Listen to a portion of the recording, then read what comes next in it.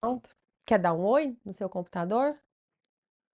Oi, meu nome é Gustavo, tenho 22 anos e a Juliana está usando o meu Mac para gravar, porque ela Pronto. foi. Ela o quê? Fui dissuadida, persuadida. Pode começar a gravar. Refém desse computadorzinho fuleiro do Gabriel, que abre mais rápido do que o meu, porque ele sabotou o meu. Mas, oi, turma! Infecções sexualmente transmissíveis é uma continuação da aula de vulvovaginites, né? Vocês vão perceber que ela It's existe 9:45. uma sequência lógica. Ele vai ficar falando a cada 15 minutos? 30. É bom que eu sei o tempo que eu tô levando, né?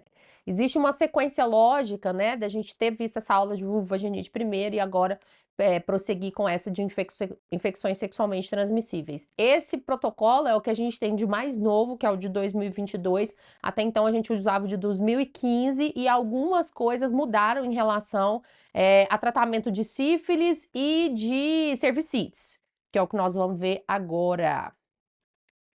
Se o computadorzinho aqui passar o slide. Ele passou? Passa. Ah, ele desconfigura o meu. Tudo bem, tudo bem. Turma, Desconfigura muito? não, desconfigurou só pouca coisa. Aqui lá no meu era tipo uma setinha, uma coisa à toa. As infecções sexualmente transmissíveis são infecções causadas por vírus, bactérias ou outros micróbios que transmitem principalmente através das relações sexuais. E sem o uso do preservativo com uma pessoa que esteja infectada, e geralmente se manifestam por meio de feridas, corrimentos, bolhas ou verrugas. O termo DST tem caído desuso, porque subentende-se que a doença seja a manifestação da infecção e que por muitos anos ela pode ser assintomática, né? Nós vamos ver que tem algumas aqui que podem ser assintomáticas durante todo o curso da infecção. Esse trabalho aqui, ele tem um dado muito interessante, porque ele analisa o comportamento sexual e o uso de preservativos na população brasileira. São dados da Pesquisa Nacional de Saúde de 2019, e vejam só o que essa pesquisa levantou de dados de resultados, né? Deixa eu me trocar de lugar. Só pra eu falar, eu posso tomar banho? Pode. Então tá. Esse estudo, gente, utilizou dados de 88.531 indivíduos com 18 anos ou mais e que responderam a essa pesquisa nacional de saúde realizada em 2019. Os resultados: a maioria da população brasileira já teve relação sexual alguma vez na vida, né? Mais de 93%. A idade média de iniciação foi em torno um pouco mais de 17 anos. A prevalência do uso consistente de preservativos foi de apenas 22,8% entre os homens, faltou esse detalhe, e ainda menor entre as mulheres, com 20,9%. Boa parte disso aqui é uma responsabilidade nossa, né, do ginecologista, porque a gente avançou tanto em métodos de planejamento familiar que muitas vezes essa mulher usa um método contraceptivo muito seguro e ela acaba ficando mais confortável em abrir mão da camisinha, do método sexual de barreira, que, como a gente está vendo, é o único que protege contra infecções sexualmente transmissíveis, né? Então, às vezes, o maior medo da paciente é uma gravidez indesejada, ela se sente segura em relação àquilo, ela acaba negligenciando esse outro fator importante da camisinha. Nesse mesmo estudo, se viu que ainda 59% da população referiu não ter usado preservativo nenhuma vez nos últimos 12 meses, sendo o principal motivo de uso não o principal motivo do não uso confiar no parceiro. Eu vou ficar calada. Observou-se que mulheres, indivíduos na faixa etária maior, com menor escolaridade e renda, apresentam piores resultados em relação aos indicadores analisados. Então, meio que esses são os fatores de risco, né? Tipo assim, para se abandonar o método de barreira, né? Tá meio desconfigurado assim, porque o computador do Gabriel, né? Ele é bem malemar. Então, pessoal, isso aqui é um print que eu tirei lá do protocolo clínico, diretrizes e tratamentos de ISTs, que é aquele atualizado que eu mostrei para vocês nos slides de capa de 2022. E ele está mostrando quais são os agentes infecciosos, muitos dos que a gente já viu. Então, quem já assistiu a aula de vulvovaginite, ó, já viu Cândida, já viu Tricomonas e já viu. A general tá aqui. Cândida, Tricomonas. E vejo que eles têm vaginose bacteriana aqui e eles têm um marcador, ó, só para lembrar que são infecções endógenas do trato reprodutivo que causam corrimento vaginal, mas que não são consideradas ISTs. Então, esse é o resumo, o quadro onde resume os temas das duas aulas e essa divisão, esse corte, né, se deu nesse sentido. Olha, isso aqui são consideradas infecções sexualmente transmissíveis, como o próprio nome da aula já indica, né? E os outros transtornos não necessariamente não, né? Não são considerados infecções sexualmente transmissíveis, estão vindo aí dessas infecções endógenas. Então a gente vai ver que a gente divide até por uma questão didática desse jeito mesmo, né? Os agentes causadores da cervicite e logo da doença inflamatória pélvica. As ISTs que causam úlcera, que a gente vai ver que são 5, e a IST que causa verruga, que é apenas o HPV. Ah lá. O que são as cervicites, né? O colo é formado por dois tipos diferentes de células epiteliais, o epitélio escamoso e o epitélio glandular. Todo mundo lembra disso lá do quarto período, quando a gente estava estudando rastreamento do câncer do colo, né? Eu espero. Enquanto o epitélio ectocervical é uma extensão da mucosa vaginal e pode sofrer com os mesmos agentes das vulvovaginites, isso aqui é interessante vocês lembrarem. Então, lembrado lá da tricomoníase, né, da cândida.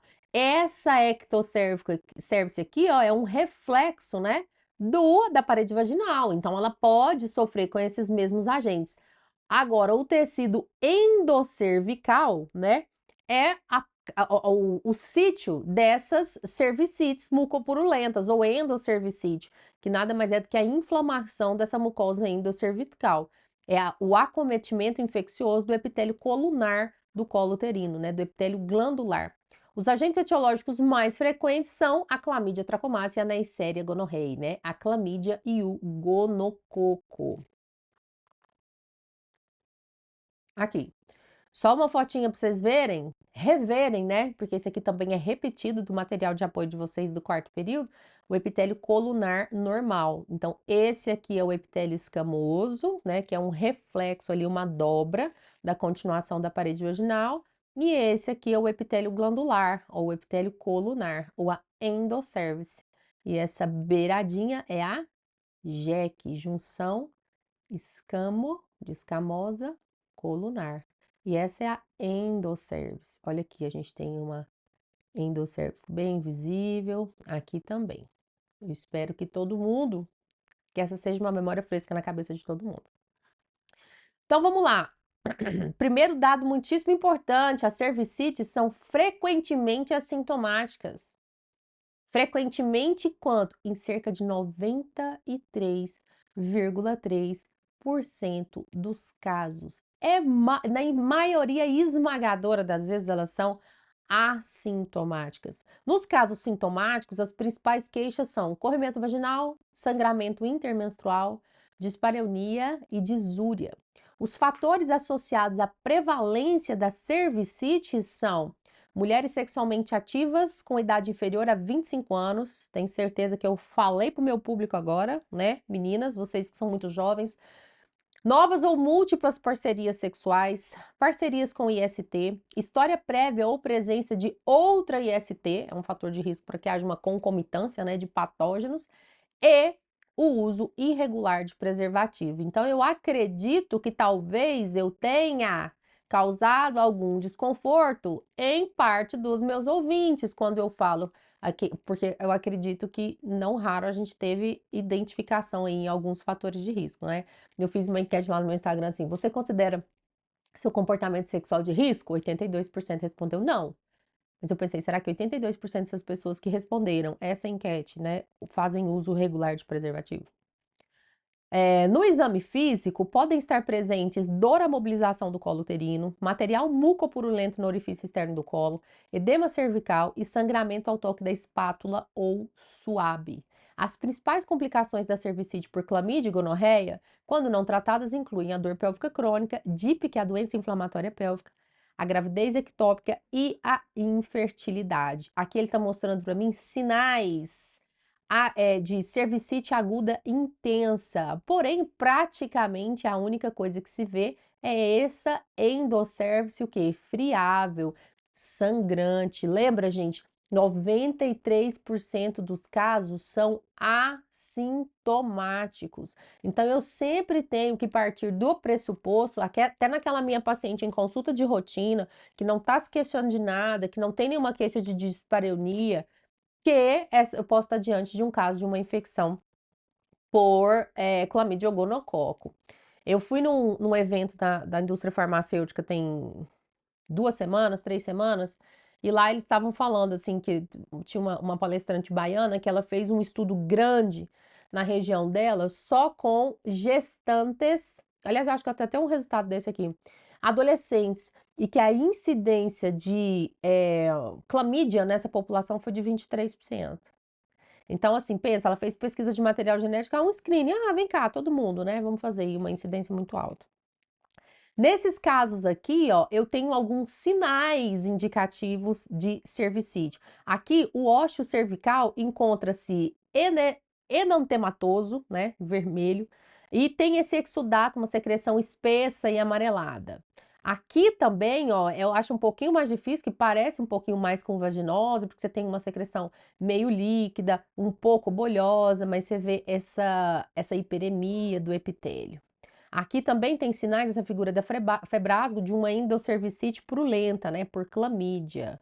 Pessoal, se vocês tiverem dificuldade de olhar isso aqui e reconhecer uma endosservicite, parabéns, vocês estão sendo sinceros, porque eu também acho complicado você olhar uma figura dessa e identificar uma endosservicite purulenta, né? Por isso que esse próximo tópico que a gente vai falar agora é tão importante.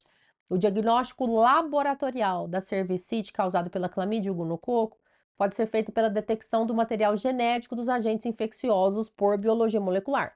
Esse método é o de escolha para todos os casos sintomáticos e assintomáticos. Agora eu vou chegar num ponto importante que é rastreamento universal desses dois patógenos de incidência de prevalência muito relevante e que, em mais de 93% dos casos, são assintomáticos.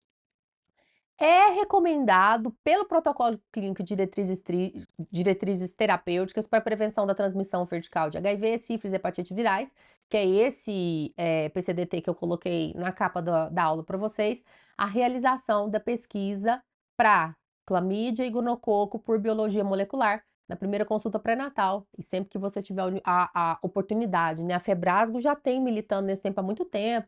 Vamos colher, por que que a gente tem que fazer com o rastreamento universal, sobre todos esses argumentos que eu já falei para vocês. Qual é o grande problema, o limitador aqui? Custo. Isso é por biologia molecular, é PCR.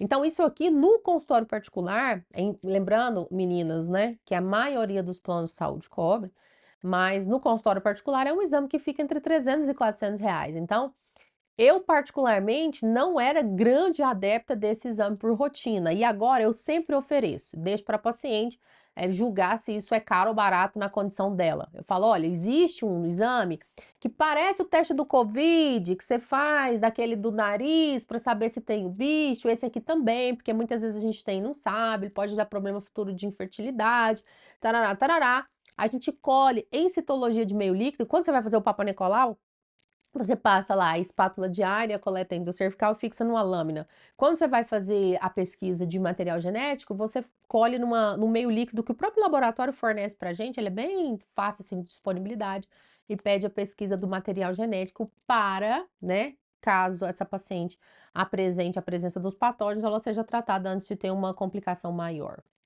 Aqui a gente tem o fluxograma do manejo da cervicite. Então, a paciente tem uma queixa de corrimento vaginal, sangramento intermenstrual pós-coito, dispareunia, disúria, dor pélvica crônica, ele está partindo do pressuposto que nós temos uma paciente sintomática. Mas já aqui, ó, ele puxa um adendo falando: as cervicites são frequentemente assintomáticas. Os fatores. Gente, a Pfizer precisa sair, senão não vai deixar a gente dar aula. Deixa eu abrir a porta. Quem tem gato sabe que a gente é porteiro de gato.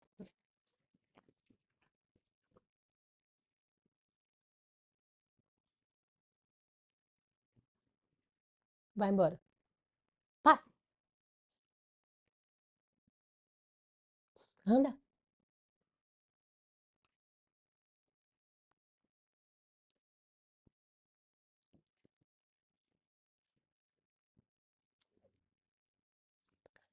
Perdão. Bem aqui ao lado, ó, da caixinha em que ele descreve os sintomas da cervicite, ele já faz a consideração dele. As cervicites são frequentemente assintomáticas. Os fatores são esses que a gente acabou de falar: mulher jovem, uso irregular de preservativo, novas ou múltiplas parcerias sexuais, etc, etc, etc, etc. Porém, se eu estou aqui diante de um caso sintomático, eu vou fazer a anamnese, o toque e o exame especular. Essa paciente tem muco cervical turvo amarelado, friabilidade do colo, edema do colo, sangramento ao toque ou à espátula ou suave, It's 10 hours. dor à mobilização do colo? Sim! Então, eu vou fazer coleta do material para investigar clamídia e gonococo. Se vier positivo, tratar gonorreia e clamídia e investigar causas, critérios, né, para doença inflamatória pélvica. Se essa paciente não tem nada disso, ela tem a queixa, mas ela não tem um exame ginecológico sugestivo, ela tem corrimento vaginal confirmado? Não. Provável causa fisiológica. Opa, até mesmo dentro de uma paciente, né, sintomática. Se ela tem um corrimento vaginal confirmado, sim. Coleta de material para microscopia a fresco, tratar a vaginose bacteriana, tricomoníase ou candidíase, né? E avaliar se o exame preventivo do câncer do colo do útero está em dia. Então, olha só, ela tem algum corrimento vaginal que justifique alguma outra causa que não seja ali as minhas de cervicítio, né?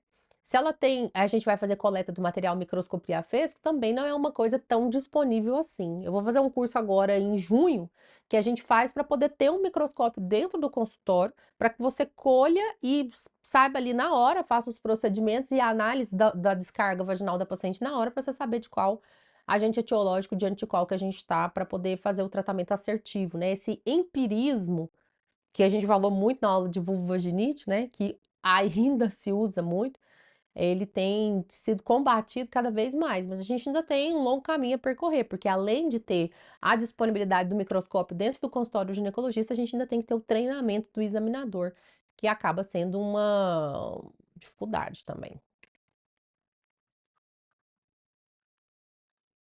Olha lá. Quais são as complicações da cervicite? A infecção gonocócica na gestante poderá estar associada a um maior risco de prematuridade, rotura prematura de membrana, perda fetal, retardo de crescimento intrauterino e febre puerperal. No recém-nascido, a principal manifestação clínica é a conjuntivite, podendo ocorrer sepsemia, artrite, abscesso de couro cabeludo, pneumonia, meningite, endocardite e estomatite. Ou seja, deixar isso aqui despercebido na gravidez tem uma alta morbidade. A oftalmia neonatal, definida como conjuntivite purulenta do recém-nascido, ocorre no primeiro mês de vida e pode levar à cegueira. Por isso, a doença deve ser tratada imediatamente para prevenir o dano ocular. Geralmente vai haver um eritema e edema de pálpebras e conjuntiva e a presença de material mucopurulento nos olhos, igual a gente está vendo aí nesse mini querido. A infecção por clamídia durante a gravidez poderá também estar relacionada à parte pré-termo, rotura prematura de membrana e endometrite puerperal, além da conjuntivite e pneumonia do recém-nascido. Porém, a conjuntivite por clamídia é bem menos severa e seu período de incubação varia de 5 a 14 dias. Então, você tem uma manifestação um pouco mais tardia, né? Aqui, ó, a gente vê o exemplo de uma complicação de cegueira pós-oftalmia neonatal. Nesse caso, a história de dados de pré-natal sem exame ginecológico, mãe com corrimento vaginal, dor pélvica e pai com uma infecçãozinha no pênis na época da gravidez. Ou seja, isso aqui foi uma cervicite que passou sintomática, né? E que passou despercebida.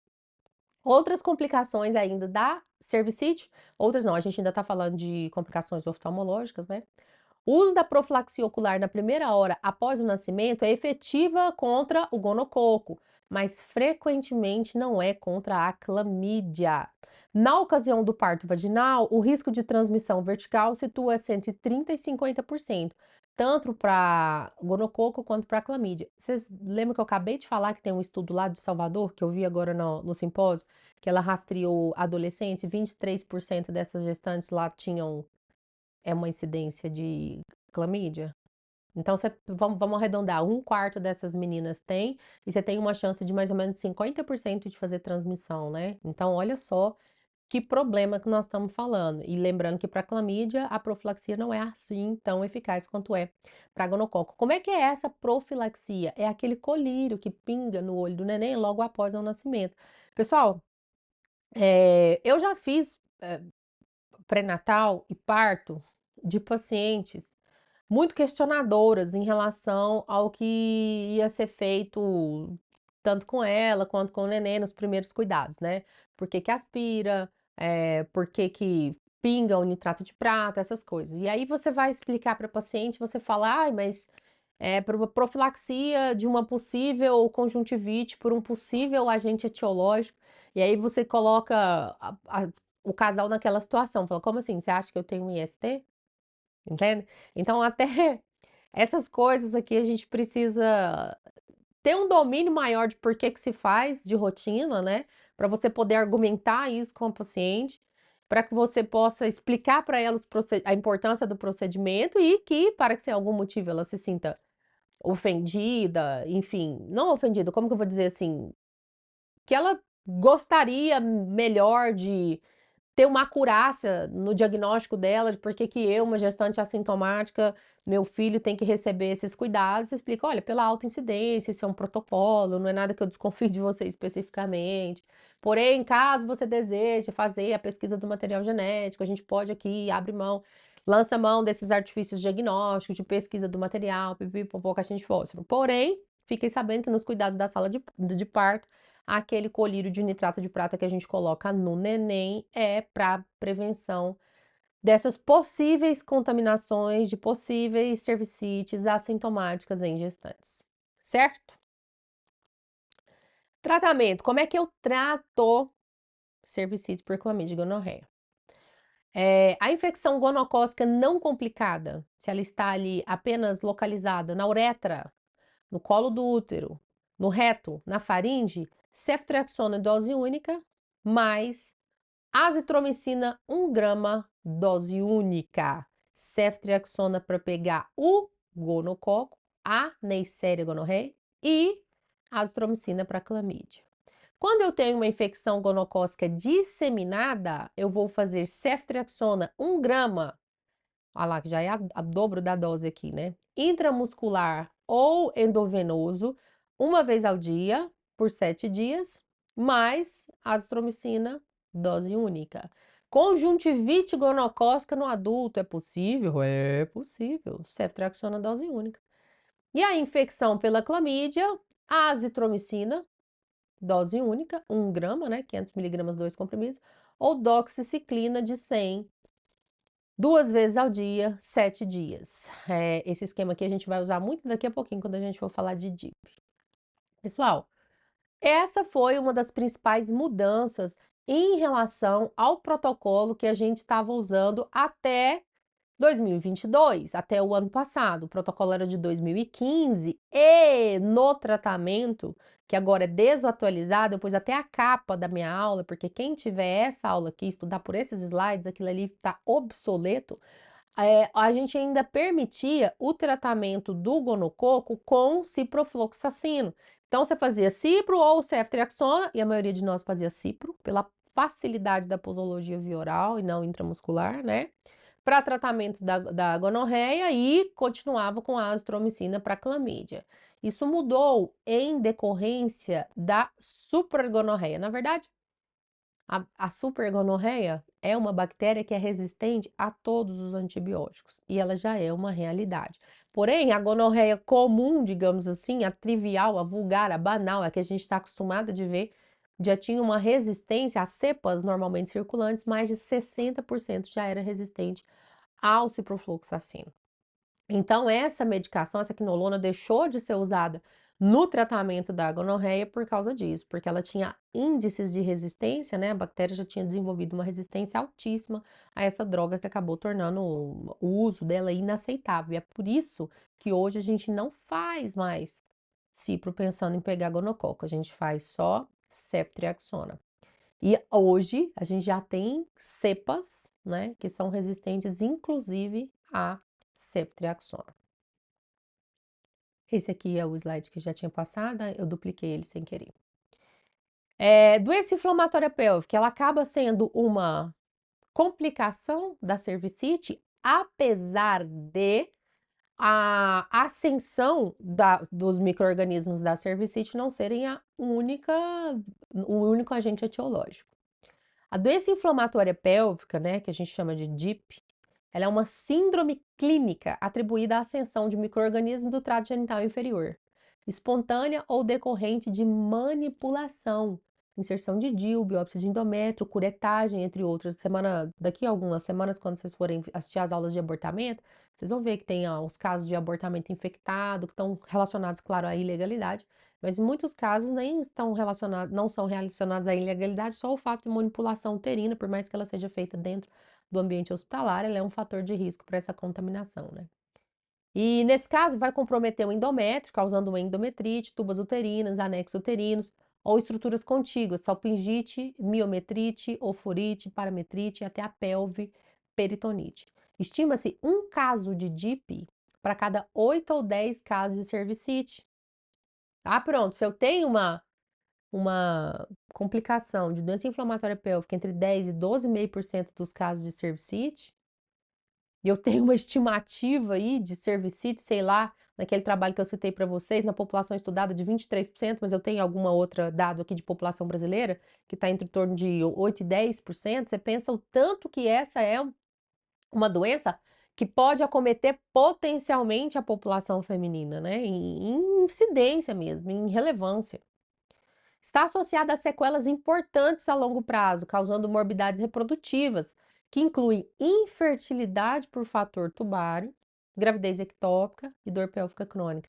As taxas de complicação variam na literatura entre 9 e 20%. Então, de todo mundo que tem DIP, que teve um histórico de doença inflamatória pélvica, você vai ter uma dessas complicações entre uma ou duas pacientes que já passaram por essa morbidade. Quem não se lembra, da aula de propedêutica básica do casal infértil.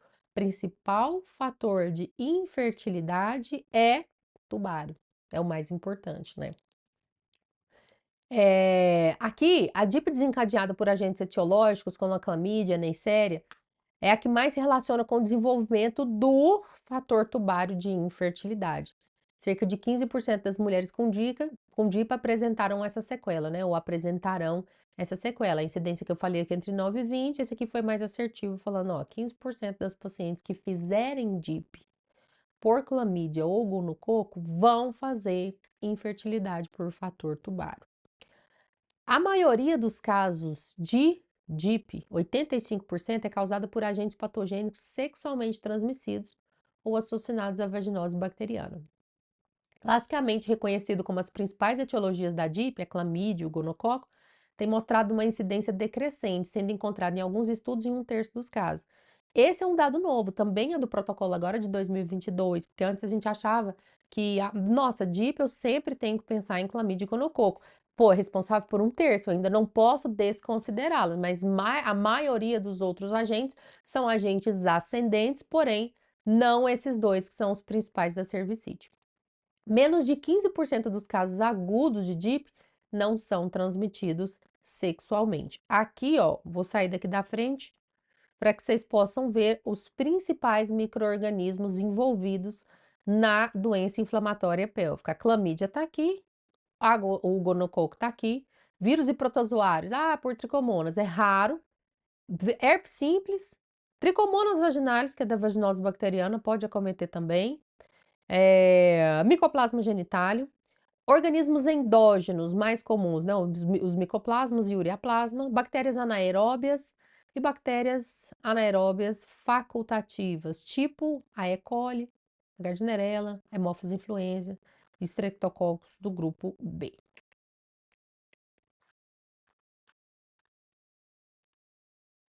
Aí, os fatores de risco para DIP incluem condições socioeconômicas desfavoráveis, tipo baixa escolaridade, desemprego, baixa renda familiar, atividade sexual na adolescência, devido a alguns fatores biológicos e comportamentos próprios dessa fase.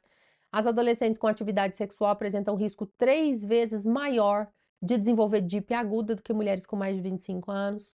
Comportamento sexual de pessoas com maior vulnerabilidade para IST, tipo parcerias múltiplas, início precoce das atividades, novas parcerias. Uso de anticoncepcionais hormonais, prestem atenção. A utilização das pílulas, ela aumenta a probabilidade de a gente ter uma ectopia de tecido glandular. Vocês lembram lá do quarto período, onde tinha aqueles casos clínicos que cada paciente tinha um colo diferente? Aí eu perguntava para vocês, o exame físico tá normal? O exame físico tá normal? E muita gente respondia lá quando tinha uma ectopia grande, não, esse colo tá inflamado, esse colo tá... Não tinha nada errado, era só um ectópio de tecido glandular. O uso do contraceptivo hormonal, principalmente o contraceptivo de alta dose, ele é um fator de risco para fazer aquilo.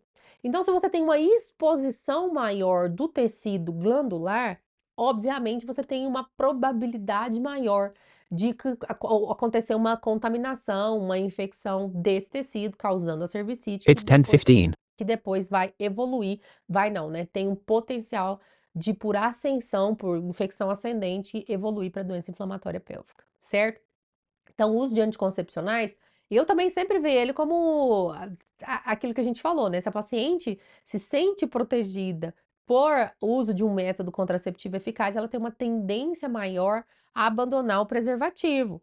Então, eu sempre pensei que o contraceptivo hormonal ele funcionasse meio como um fator de confusão na hora de elencar os fatores de risco, mas não é. É porque além desse fator, ele ainda deixar essas mulheres mais suscetíveis a relações desprotegidas, ele ainda tem essa característica de aumentar a exposição do epitélio glandular. E por fim, o uso de DIU. Vocês acham mesmo que eu ia falar assim, ah, olha aqui, DIP por manipulação, quando você vai colocar um DIU, você aumenta a probabilidade. Não ia falar isso en passant, né, gente? É a maior defensora dos LAR que tem. Uso de DIU é fator de risco para DIP, ponto, mas tem um asterisco ali. O que é que eu preciso saber? O que é que está na letra miúda, né? Quando eu digo que o uso de DIU é um fator de risco para DIP. Ele é um fator de risco principalmente nas 4 primeiras semanas após a inserção. Então, acredita-se que ele é um fator de risco relevante quando eu já tenho algum micro-organismo ali na vagina ou ali na ectocervix, né, na parte, enfim, uma cervicite assintomática, e eu acabo levando esse patógeno para o ambiente intrauterino no momento da inserção. Então, o risco dessa paciente, ele é considerável nas primeiras 4 semanas. Se essa paciente colocou o DIU, se você colocou o DIU, você tá ótima, linda, maravilhosa, um mês e meio depois, o seu risco de desenvolver doença inflamatória pélvica é igual de uma não usuária. Vocês entendem? Então, por isso que a gente sempre faz um preventivo antes, um especular antes, a gente dá uma examinada na paciente antes, se possível. Façam a pesquisa de material genético por biologia molecular de clamídia e gonococo, né? Ofereça pelo menos para os pacientes, para que você diminua o risco de fazer a disseminação, né, via mecânica mesmo com o seu dispositivo para essas pacientes intra-outros, certo? Então, se você tá aí, usuário de DIU, tem 2 anos que você tá com seu DIU, se eu tá ouvindo essa aula, você tá com medo? Não precisa. O problema é só na hora da inserção, que você pode aumentar um pouco a chance, é por isso também que a gente investe em boas técnicas de asepsia, ok? Sinais e sintomas da DIP. A cervicite, ela não pode ser assintomática. E a DIP, o protocolo clínico fala, tipo assim, en passant. Ah, pois existe a possibilidade subclínica, não diz em relação à incidência. Porém, por ser uma doença mais extensa, a probabilidade de que ela seja assintomática ou hipossintomática é menor. Apesar de não inexistente. Não, também não. E de não quantificável. Então, vamos lá, quais são os sinais e os sintomas? Primeiro, sangramento vaginal anormal em pouca quantidade, tipo spotting, pode ser decorrente de endometrite, um dos primeiros sinais da DIP. Gente, vocês lembram lá do Palmicoin? Nós tínhamos 4 causas estruturais de sangramento uterino anormal: pólipo, adenomiose, leiomioma, malignidade, e COIN, não estruturais. O E de COIN era uma causa endometrial. Né? Vem muito desses casos infecciosos da endometrite, a paciente fica com um pequeno sangramento. Veja bem, o spotting é uma das consequências dos efeitos secundários, adversos, colaterais, mais comuns do uso de pílulas de baixa dose. Então, todas as vezes que eu ver um escape, eu não posso necessariamente presumir que aquilo é um sinal de endometrite. Porém, se essa paciente tem outros sinais, se ela tem outros fatores de risco, se essa paciente é muito jovem, se essa paciente faz uso irregular de camisinha, de método de barreira, se esse é um spotting difícil de controlar, se ela já tá com uma pílula de mais alta dose, se ela tá com um método, ou se ela tá sem método hormonal nenhum, por exemplo, um escape que não se justificaria pelo uso da pílula, né? Eu nunca posso esquecer que esse é um dos primeiros sinais de endometrite. Além disso, dispareunia, corrimento vaginal, dor pélvica no abdômen inferior, dor à mobilização do colo ao toque do útero devem levantar a suspeição do examinador. Se você chegou lá e está com uma paciente queixando também de dispareunia, dor pélvica, colo doloroso à mobilização, né? A gente sempre tem que lembrar também qual foi de outra coisa que eu tinha falado para vocês, endometriose, né? Que geralmente é uma doença que cursa com esses sinais, mas tem uma história menstrual muito rica. Então, bem aqui o que vai te guiar. Será que eu estou diante de um caso de DIP? Está mais para DIP? Está mais para endometriose? É uma anamnese bem feita, né? O diagnóstico clínico da DIP é feito a partir de critérios maiores, critérios menores e critérios elaborados. Quais são eles? Eles estão todos aqui. Para o diagnóstico de DIP, é necessária a presença de 3 critérios maiores mais um menor ou um critério elaborado. Veja bem aqui como é que eu vou dar esse diagnóstico, né? Tem exame? Como é que eu vou pedir exame? Ai, tem exame? Exame até tem, né? Mas ele sozinho não dá diagnóstico de nada. Então eu tenho que ter os 3 maiores, os 3 têm que estar presentes. E além disso, eu tenho que ter mais um critério menor.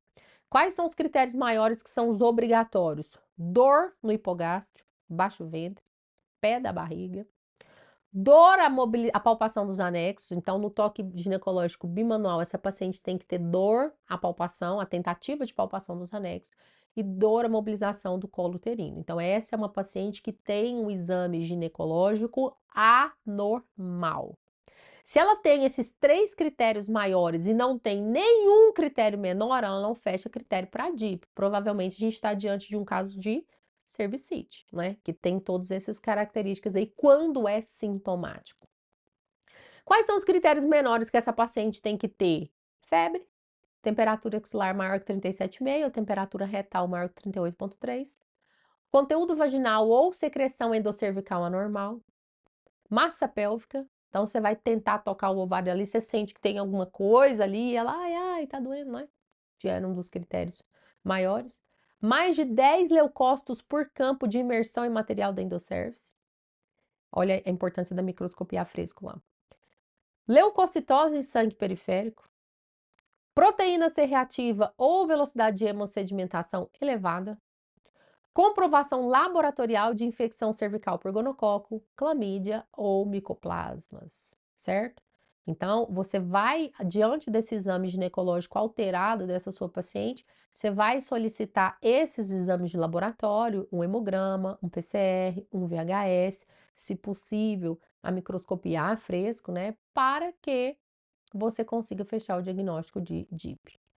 Você precisa ter esses 3 maiores e um menor, ou apenas um critério elaborado. Quais são esses critérios elaborados? Evidência histopatológica de endometrite, presença de abscesso tubo-ovariano ou de fundo de saco de Douglas em estudo de imagem, certo? Ou laparoscopia com evidência de DIP. Vamos lá ver, falar um pouco mais sobre esses critérios elaborados. Então, veja bem que você está com aquela paciente, o caso clínico dessa paciente aqui era 32 anos, sangramento irregular e uso de DIU, né? Então, gente, sangramento irregular e uso de DIU, não preciso nem te falar que é assim, quase todo mundo que usa tem, seja um DIU hormonal, que fica com escape irregular, seja um DIU de cobre, que tem aquele sangramento intermenstrual em até 17% das usuárias, sem ter nenhuma patologia associada, né? Mas essa é uma paciente, né, que não foi negligenciada do ponto de vista de investigação, foi submetida a uma biópsia de endométrio. A gente pode fazer isso com uma curetinha, parece um esterômetro, cureta de novo, que porém o mais recomendado é que você faça via esteroscopia, né? Você faz uma biópsia de endométrio e você tem todos esses achados aqui, ó, que eu não me arrisco, né, a tentar decifrá-los para vocês, mas que o patologista não teria dificuldades em falar assim: olha, isso é uma endometrite crônica inespecífica com metaplasia eosinofílica escamosa de mucosa endometrial, ou seja, ele te deu um diagnóstico aqui de que essa paciente tem uma endometrite, ela tem um critério elaborado, logo eu estou diante de um caso de doença inflamatória pélvica e essa paciente merece tratamento. Outro critério elaborado vem do exame de imagem, né? Ela falou que era um abscesso tubo-ovariano. Essa imagem que eu peguei, que é bem bonita, era de um site de radiologia, não é bem uma imagem de um abscesso. Ele fala assim: olha, aqui você vê o ovário, você tem a distinção da turva, então é uma perissalpingite, que é um pouco menos grave do que o abscesso tubo-ovariano, que é quando você é uma junção das duas estruturas ali comprometidas pelo processo infeccioso, mas enfim, era uma imagem bonita, né? Que eu quis mostrar para vocês que você tem esse compartimento infeccioso e purulento dos anexos da paciente. E a terceiro critério elaborado seria sinais sugestivos na videolaparoscopia, que nós estamos diante de um caso de doença inflamatória pélvica. Quais seriam esses sinais? Olha aqui, durante a histeroscopia, a dilatação da tuba ovariana direita, causada por um abscesso. A gente tem esses sinais aqui, ó, dessa hepatite periportal, fazendo essas aderências, essas adesões em corda de violino, elas têm, essa é uma síndrome, gente. Vira e mexe, o pessoal gosta de cobrar isso em prova de residência, chama síndrome de Fitzhugh-Curtis, que são essas aderências, esses sinais de hepatite periportal, que também é um critério elaborado para doença inflamatória pélvica e vai exigir de nós tratamento para essa paciente. Quais são os diagnósticos diferenciais de DIP? Então, eu estou diante de um caso em que eu acredito que eu possa estar diante de um caso de DIP. O que é que eu preciso levar em consideração? Gravidez ectópica, então por isso que junto daquela propedêutica que a gente já pediu, um hemograma, um PCR, um VHS, para eu poder saber se ela tem algum critério menor, né, laboratorial, para DIP eu vou pedir também beta, apendicite aguda, infecções do trato urinário, litíase renal, torção de tumor cístico de ovário, torção de mioma uterino, rotura de cisto ovariano, endometriose, principalmente em caso de endometrioma roto, né? Porque você tem uma agudização da dor. Lembra, a endometriose é uma doença progressiva, né? Crônica. Se você tem geralmente você tem uma agudização da dor quando você tem a rotura de um endometrioma, diverticulite, entre outros, sendo esses os principais. Existe a possibilidade de tratamento ambulatorial de DIP em casos leves, quando não houver sinais de pelvoperitonite. Então, pensa naquela paciente lá do caso clínico da endometrite, né? Que ela tinha um escape, difícil controle, difícil controle. Eu pensei, pô, essa paciente é usuária de DIU, essa paciente tem múltiplos ou novos parceiros, enfim, independente dos fatores de risco dela, eu pensei na possibilidade de DIP. Fiz uma biópsia de endométrio, mostrou um sinal de endometrite, mas a paciente está bem. Talvez essa paciente nem tivesse sinais muito exuberantes. Dor à mobilização do colo ou uma dor muito importante à palpação dos anexos, porque se ela tem um critério elaborado, ela já não precisa mais gabaritar os 3 critérios maiores e ter um critério menor. Talvez essa paciente seja hipossintomática. Eu preciso internar essa paciente para tratar? Não. Em casos mais leves, em que não houver sinal de comprometimento de pelvoperitonite, eu posso fazer o tratamento ambulatorial, que nós já vamos ver qual é o esquema. Quando é que eu vou ter que internar a minha paciente com diagnóstico de DIP para que ela faça o tratamento com um antibiótico endovenoso? Em caso de abscesso tubo-ovariano, então se o critério elaborado dela é um exame de imagem que mostra o abscesso tubo-ovariano ou uma coleção em fundo de saco de Douglas, não tem como fazer tratamento em casa. Caso de gravidez. Em caso de ausência de resposta clínica após 72 horas do início do tratamento com antibiótico terapia oral, imagina que o critério, sua paciente tinha todos os critérios maiores, o critério menor dela era febre. Você entrou com esquema, febre baixa, mandou ela para casa e aí 3 dias depois ela continuou com febre. Então, sem resposta clínica. Intolerância a antibióticos orais ou dificuldade de segmento ambulatorial. É aquela paciente, vocês vão ver aqui, que o tratamento ambulatorial é metronidazol via oral. Só quem já tomou metronidazol sabe que ele não é uma medicação fácil né, de parar no estômago. Então, se essa paciente tem algum tipo de intolerância, ou se essa é uma paciente que vai ter dificuldade em comprar a medicação, uma paciente de condição socioeconômica difícil, uma paciente que você tem risco de perda de segmento, né, você vai internar a paciente. Estado geral grave, com náusea, vômito e febre. Oh, perdão, febre aqui é um estado geral grave. Então, é um sinal de internação. Aquela paciente que eu citei, o exemplo que ela tinha os 3 critérios maiores mais febre, que você podia mandar ela para casa, não manda ela para casa não, interna. Você pode mandar se ela tem os 3 critérios maiores e alguma leucocitose, né? Mas enfim, esses são marcadores que obrigam você a internar a paciente. Náusea, vômito e febre. Tem uma questão de residência. Eu acredito que ela deve estar até na coletânea, no compilado de vocês, que era o caso clássico de DIP, era uma paciente usuária de DIU, e a resposta correta, o único critério que ela tinha de gravidade era um episódio de vômito, então por causa disso você tinha que internar.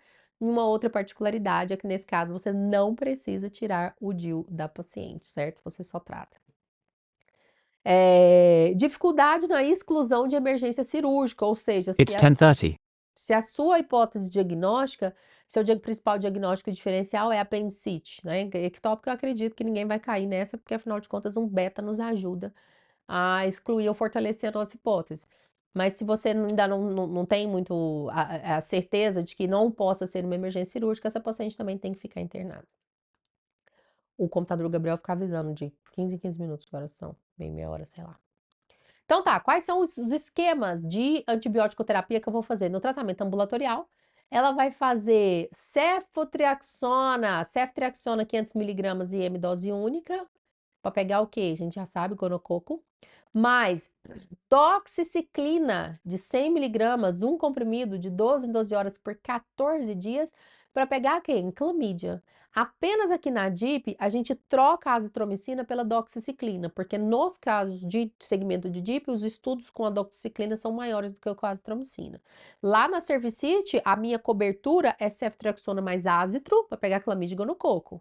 Aqui, para pegar o gonococo, continua sendo a ceftriaxona, mas para pegar a clamídia, eu troco a azitromicina pela doxiciclina por mais tempo, certo? Ela vai fazer um comprimido de 100 miligramas de 12 em 12 horas por 14 dias. Mais o metronidazol de 500 miligramas de 12 em 12 horas por mais 14 dias. Não tem metro de 500, o comprimido é de 250. Então, você toma 2 de manhã, 2 à noite, 2 de manhã, 2 à noite.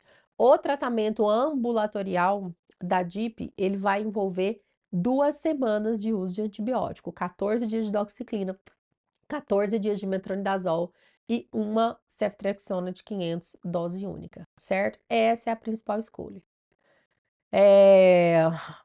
E no tratamento ambulatorial, no tratamento hospitalar, nós vamos fazer ceftriaxona também, só que ao invés de ser 500 miligramas, 1 grama endovenoso, uma vez ao dia, 14 dias. Vocês lembram que no tratamento hospitalar, geralmente eu estava diante de um quadro mais grave. Perdão. Então aqui, eu saí de cobrir gonococo com uma dose única para fazer uma cobertura de 14 dias. Doxiciclina continua sendo via oral, continua sendo no mesmo esquema também por 14 dias.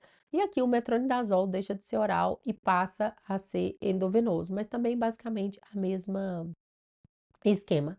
De segunda opção, nós podemos fazer a duplinha, né? Melhor amiga do ginecologista, Clinda e Genta. Em terceira opção, nós teríamos ainda ampicilina e subactam mais a doxicilina, mas lembrando a doxiciclina. O tratamento de eleição é sempre esse primeiro aqui, do de primeira escolha, certo? A gente chama de esquema tríplice. Ceftriaxona, metronidazol, doxiciclina. Turma, espero que esteja tudo bem até aqui. Tô tentando voltar aqui. Porque a gente mudou de assunto, a gente saiu dos agentes da cervicite e potencialmente agentes infecciosos da doença inflamatória pélvica para passar para os agentes que vão causar o quê? Úlceras genitais. Então, primeiro a gente ainda estava lá no do corrimento.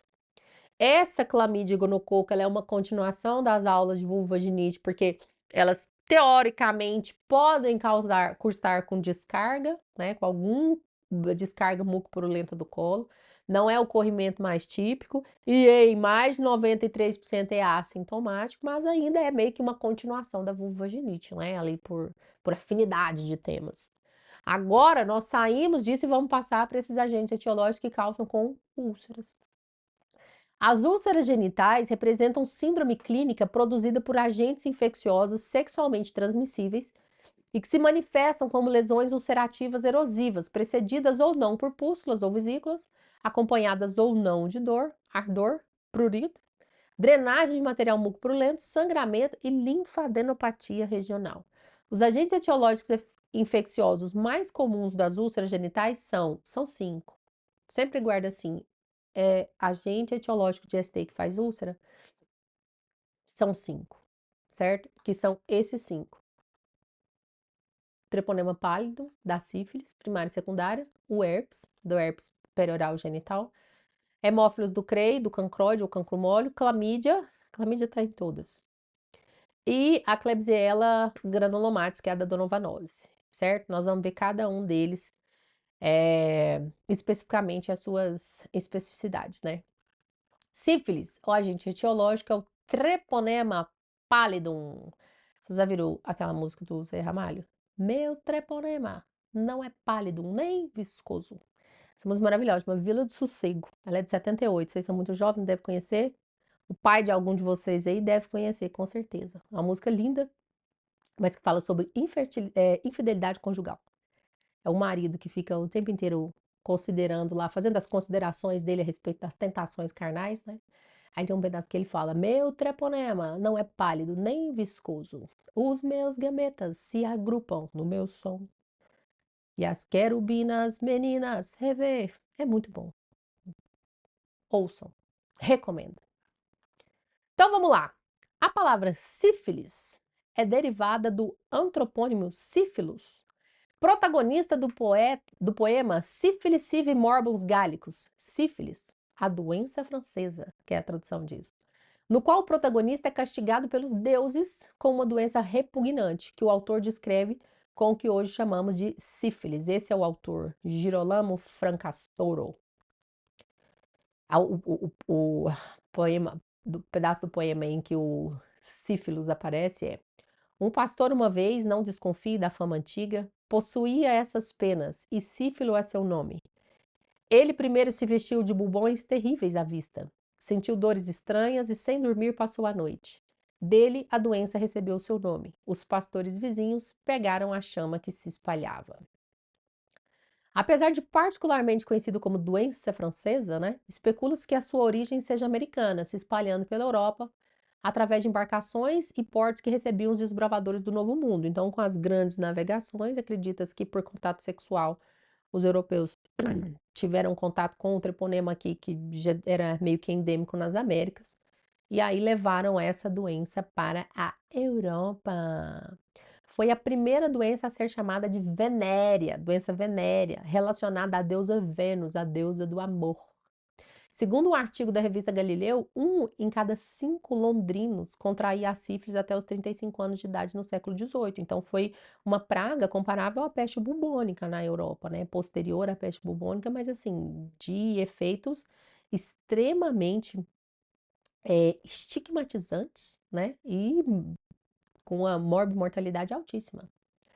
Os tratamentos iniciais, eles já incluíam mercúrio e derivados do arsênico, porém sem muita efetividade. Às vezes a cura era mais nociva do que o próprio parasita. Tudo mudou com a descoberta da penicilina em 1929 por esse fofo que é o Alexander Fleming. Era um médico que, acho que ele é de escocês. Ele saiu de férias. E aí, o Alexander Fleming é um cara que deu muita sorte na vida, né? Porque uma das primeiras grandes descobertas dele foi porque ele espirrou assim, e em cima de uma cultura de bactérias. E aí, onde caiu o catarro, o ranho dele, né, o perdigoto, ele viu que parou de crescer. Então, foi aí que ele descobriu a lisozima, que era uma enzima que tem nessas nossas secreções, né, capaz de fragmentar a membrana celular de algumas bactérias. Uma vez, ele saiu de férias, final da década de 20, e quando ele voltou, um mês depois, descansadão, de boa na lagoa, ele viu que ele tinha uma cultura de Staphylococcus aureus que tinha sido contaminado por um fungo, que era o penicillium alguma coisa. E onde, ao redor desse fungo, mataram as bactérias. Então, ele descobriu essa propriedade antibacteriana da penicilina por uma casa, porque ele saiu de férias, contaminou por fungo, mofou. E aí, quando ele chegou, ele viu que tinha essa substância e batizou ela de penicilina por causa da origem do fungo que ela tinha. A penicilina é o primeiro antibiótico do mundo, né, a ser descoberto. Ele não é a ser o primeiro comercializado. Então, o Alexander Fleming já tinha descoberto ele em 1929, mas ela só passou a ser comercializada, assim, produzida em escala suficiente para usado como um tratamento terapêutico na Segunda Guerra Mundial. O exército alemão, ele já produzia um antibiótico que era uma sulfonamida, e era da Bayer, né, o laboratório alemão, um antibiótico nazista. E aí os Estados Unidos começaram a falar, mano, os alemão lá, eles não, eles têm remédio pra tudo. Aí falou, ah, tem um cara lá, ó, que ele tem um antibiótico também. Foi só depois que os americanos começaram a colocar dinheiro para para que houvesse a produção em larga escala, inclusive os caras, eles eram químicos, eu acho, que descobriram a maneira de produzir penicilina em larga escala, eles ganharam o Prêmio Nobel de Medicina em 1945. Eles pegaram a fórmula do Fleming, né, as descobertas dele, conseguiram produzir para que houvesse penicilina para poder fazer frente ao antibiótico alemão, né? O Alexander Fleming nunca quis patentear a descoberta, tanto que ele foi justamente para que houvesse essa maior popularização do antibiótico. Então, é um antibiótico aí que já vai fazer 100 anos, né? Centenário. E ele ainda é a primeira escolha no tratamento da sífilis, né? Então, uma coisa legal que tinha. Vocês assistem The Crown? Você vê The Crown, aquela série da Rainha Elizabeth? Nessa série do The Crown, mostra a importância do Winston Churchill, que era o premier inglês, né? Principalmente na Segunda Guerra Mundial. E ele esteve numa viagem na Tunísia e ele pegou uma infecção muito brava. E aí ele quase morreu. E eles divulgaram que ele foi salvo pelo antibiótico, pela penicilina, pipipipopopó, mas na verdade ele tomou foi sulfa. Só que ele não podia, né, contar que a vida do premier inglês foi salvo pelo antibiótico nazista, né? Eles lutando lá contra a Alemanha nazista, mas foi isso. Então, a penicilina é o mais antigo, não é o primeiro a ser comercializado. O primeiro a ser comercializado foi uma sulfa na Alemanha, e aí ela veio depois para comprar, enfim, concorrer, né, com esse antibiótico alemão. Em 1932, 600 homens afro-americanos do Alabama foram recrutados para participar de um experimento científico sobre a sífilis conhecido como o estudo Tuskegee. O objetivo, gente, era observar a história natural da sífilis não tratada em um estudo prospectivo, porém os participantes não sabiam exatamente do que se tratava, sendo informado apenas que eles tinham sangue ruim. Então, isso aqui era o seguinte, era um estudo em uma região bem pobre do Alabama, onde eles começaram tinha uma altíssima incidência de sífilis, e eles começaram a fazer um estudo prospectivo, porque tudo que se sabia da sífilis era de estudos retrospectivos. Ah, morreu dessa complicação, dessa complicação. Então, eles tiravam sangue desses indivíduos. Existia um cunho racista muito grande, porque eles sabiam que era uma doença sexualmente transmissível e eles acreditavam que os negros eram mais suscetíveis, porque eles tinham uma exacerbação do lado sexual e uma cognição um pouco menor, assim, uma coisa absurda. E aí eles começaram a fazer o estudo prospectivo dessa população, sem falar para eles exatamente qual o diagnóstico deles, sem falar para eles o que estava sendo feito, e eles só estavam acompanhando a evolução da doença. É, o estudo começou em 1932, quando na verdade você não tinha muitos tratamentos eficazes para sífilis, né? Porém, na década de 40, a penicilina começou a ser amplamente utilizada. E mesmo com a popularização da penicilina, na década de 40, o governo americano optou por não tratar os pacientes só para poder observar a evolução natural da doença. Os benefícios que tinham, os pacientes, assim, eles aceitavam participar, porque eles tinham um acesso facilitado a consultas médicas, né? Porque lá era uma região muito pobre. Eles falavam também que se eles morressem, se eles participassem do estudo, quando eles morressem, todas as despesas funerárias seriam pagas. Tipo assim, era um tipo de benefício bem bizarro, bem de população carente mesmo. o absurdo foi tão grande que esses pacientes, eles tinham uma lista que eles passavam para os outros médicos pedindo assim para, por favor, que se esses pacientes, ó, se meu paciente fulano cicrano, ele faz parte do meu estudo, então não trata ele para sífilis. Mesmo se uma outra pessoa chegasse e desse o diagnóstico para eles, né, se chegasse no diagnóstico, eles eram pedido para que não tratasse esse paciente, só para você poder observar a evolução normal da doença e como que ela mataria, né, esse paciente. O estudo só foi interrompido em 1972, 40 anos depois, após um furo de reportagem do New York Times sobre o assunto. Alguém vazou informações para um repórter, ele fez esse furo de reportagem, só aí que essa coisa foi interrompida. Só 74% dos 600 voluntários ainda estavam vivos, fora o tanto de contaminação que você teve de esposa, de parceiro, de filhos, né, que nasceram com sífilis congênita por causa disso. É por causa do estudo Tuskegee que hoje a gente tem termo de livre consentimento esclarecido, todas essas coisas que você precisa, o protocolo que você precisa obedecer antes de começar qualquer estudo em que você envolva voluntários, né, pacientes. Pensa, tipo assim, os fóruns internacionais já estavam fazendo julgamento, condenando o nazista por crime de It's guerra. 10:45. E isso aqui aconteceu nos Estados Unidos até a década de 70, até alguém denunciar que isso estava acontecendo. Aqui, gente, a gente tem algumas imagens antigas da evolução da sífilis. Olha o tanto que essa doença era estigmatizante ali, uma goma sifilítica, né? Já em caso de sífilis terciária. Aqui tem uma recomendação de uma série muito boa para vocês assistirem da HBO. Ela só tem 3 temporadas, que chama The Harlots, que é uma ambientação sobre prostíbulos de luxo no século XVIII. Então, como vocês verem que um dos personagens principais da série é a sífilis. Como que isso fazia parte da cultura do dia a dia e principalmente da preocupação em manter a doença afastada dos prostíbulos de alta classe, né, de Londres do século XVIII. É maravilhoso, chama Harlots. É, ainda sobre a sífilis, eu não vou ficar gastando muito do nosso tempo falando, sífilis primária, secundária, terciária, lá, porque para nós, eu imagino que isso já seja um assunto super batido para vocês, nós temos assuntos bem, o assunto é bem extenso. Mas só en passant, a sífilis primária também é conhecido como cancro duro, ocorre após o contato sexual com o indivíduo infectado, então é via direta. Geralmente as lesões são na genitália, mas você vai ter a contaminação com o treponema onde você houver contato. Então você vai ver ferida na boca, ferida em amígdala, né? Seja lá onde for, perianal. O período de incubação é de 10 a 90 dias, sendo uma média de 3 semanas.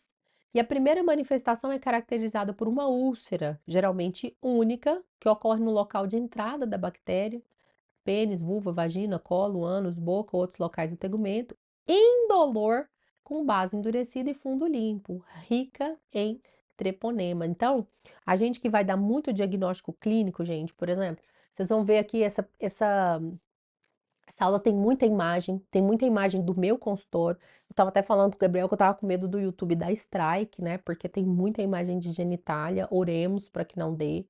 Vou fazer uma versão livre de censura, mas infelizmente ela não vai ser tão rica em exemplificação assim de imagens para que vocês possam ver como, em muitos casos, a gente consegue dar diagnóstico clínico. Eu bato o olho e falo, isso é sífilis. Eu bato o olho e falo, isso é herpes.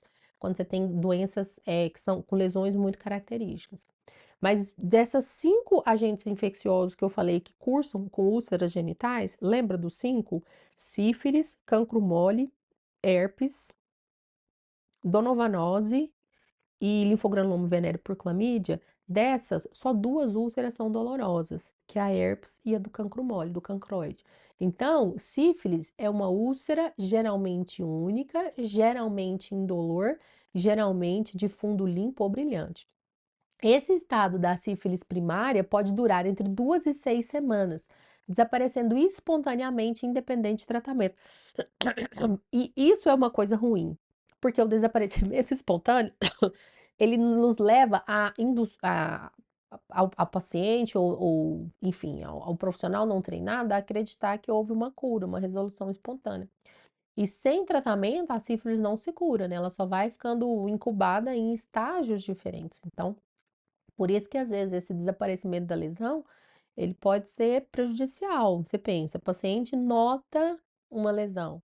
Aí começa, não tá doendo, não tá com pulso, não tá nada, mas tá ali, começa a ficar preocupado. Quando ele pensa em marcar uma consulta, ou ele marca uma consulta, quando sai a vaga, a legião já não tá mais lá, então ele desiste de ir, né? E a gente acaba perdendo esse período aí de diagnóstico de sífilis primária e de tratamento do paciente, interrupção da corrente de transmissão.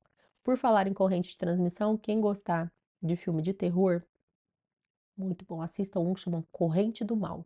O título original é It Follows. É muito bom. E ele tem uma analogia bem legal com IST. É muito bom. O diagnóstico de sífilis exige uma correlação entre dados clínicos, resultados de testes laboratoriais, histórico de infecções passadas e investigação de exposição recente. Pessoal, presta atenção, isso está em negrito. It's too important. O diagnóstico de sífilis exige uma correlação entre dados, resultado de teste, histórico de infecção passada e investigação de exposição recente. Apenas o conjunto de todas essas informações permitirá a correta avaliação diagnóstica de cada caso e, consequentemente, o tratamento adequado. Vocês vão entender isso bem agora. Quem estiver cansado, dá pausa, levanta, toma um café, toma uma água, toma um banho, toma uma atitude. Porque isso que nós vamos fazer aqui, falar agora, é muito importante. A presença de sinais e sintomas compatíveis com a sífilis primária, secundária ou terciária favorece a suspeição clínica. Pô, super. Se eu estou examinando lá e eu vejo uma lesão compatível, né? Já me guia. Entretanto, não há sinal ou sinoma patognomônico da doença. Portanto, para confirmação do diagnóstico, é necessário solicitar alguns testes diagnósticos. Nas fases sintomáticas, é possível a realização de exames de pesquisa direta do treponema ou em amostra de sangue, raspado de fundo da lesão ou biópsia, enquanto os testes imunológicos podem ser utilizados tanto na fase sintomática quanto na fase de latência. O que é isso? Nós vamos falar de quais são os métodos diagnósticos que nós temos para sífilis.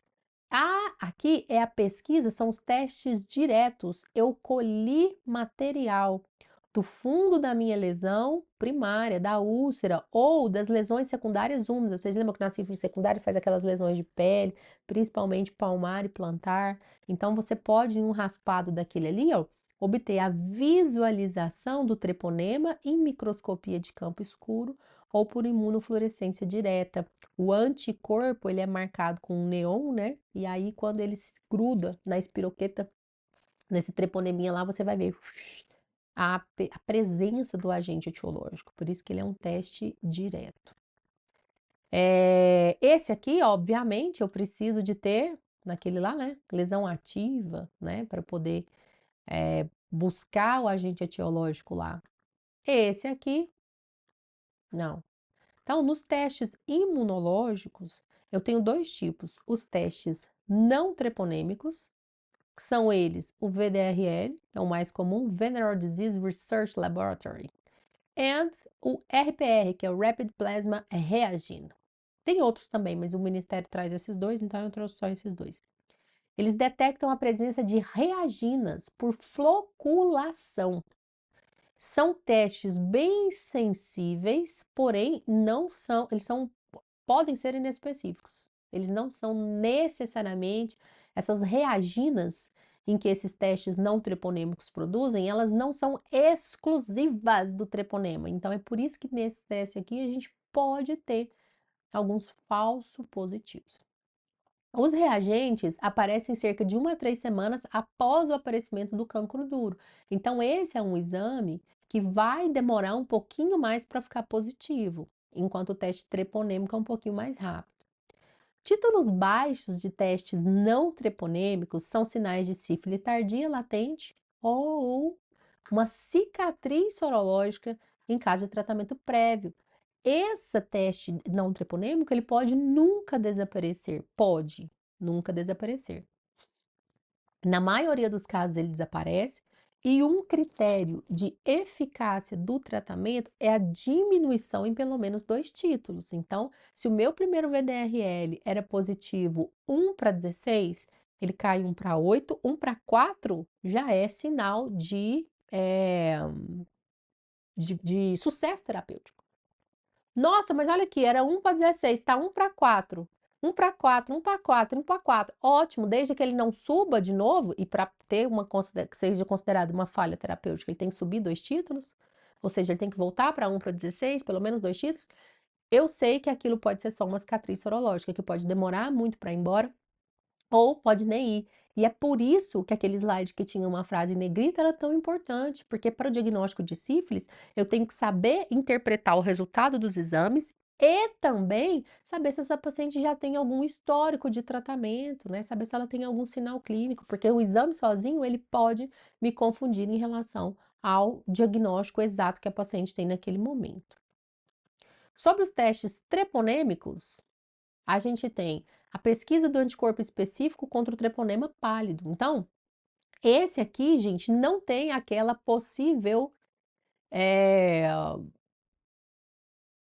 falso positivo, igual eu tenho no teste não treponêmico, né? O teste não treponêmico, essa reagina, ela pode dar positivo, por exemplo, em casos de pacientes com doenças autoimunes. Esse aqui não, esse aqui é anticorpo para o bicho. Anticorpo para o bicho. Se tá positivo é porque tem o bicho. Tem o bicho ou teve o bicho.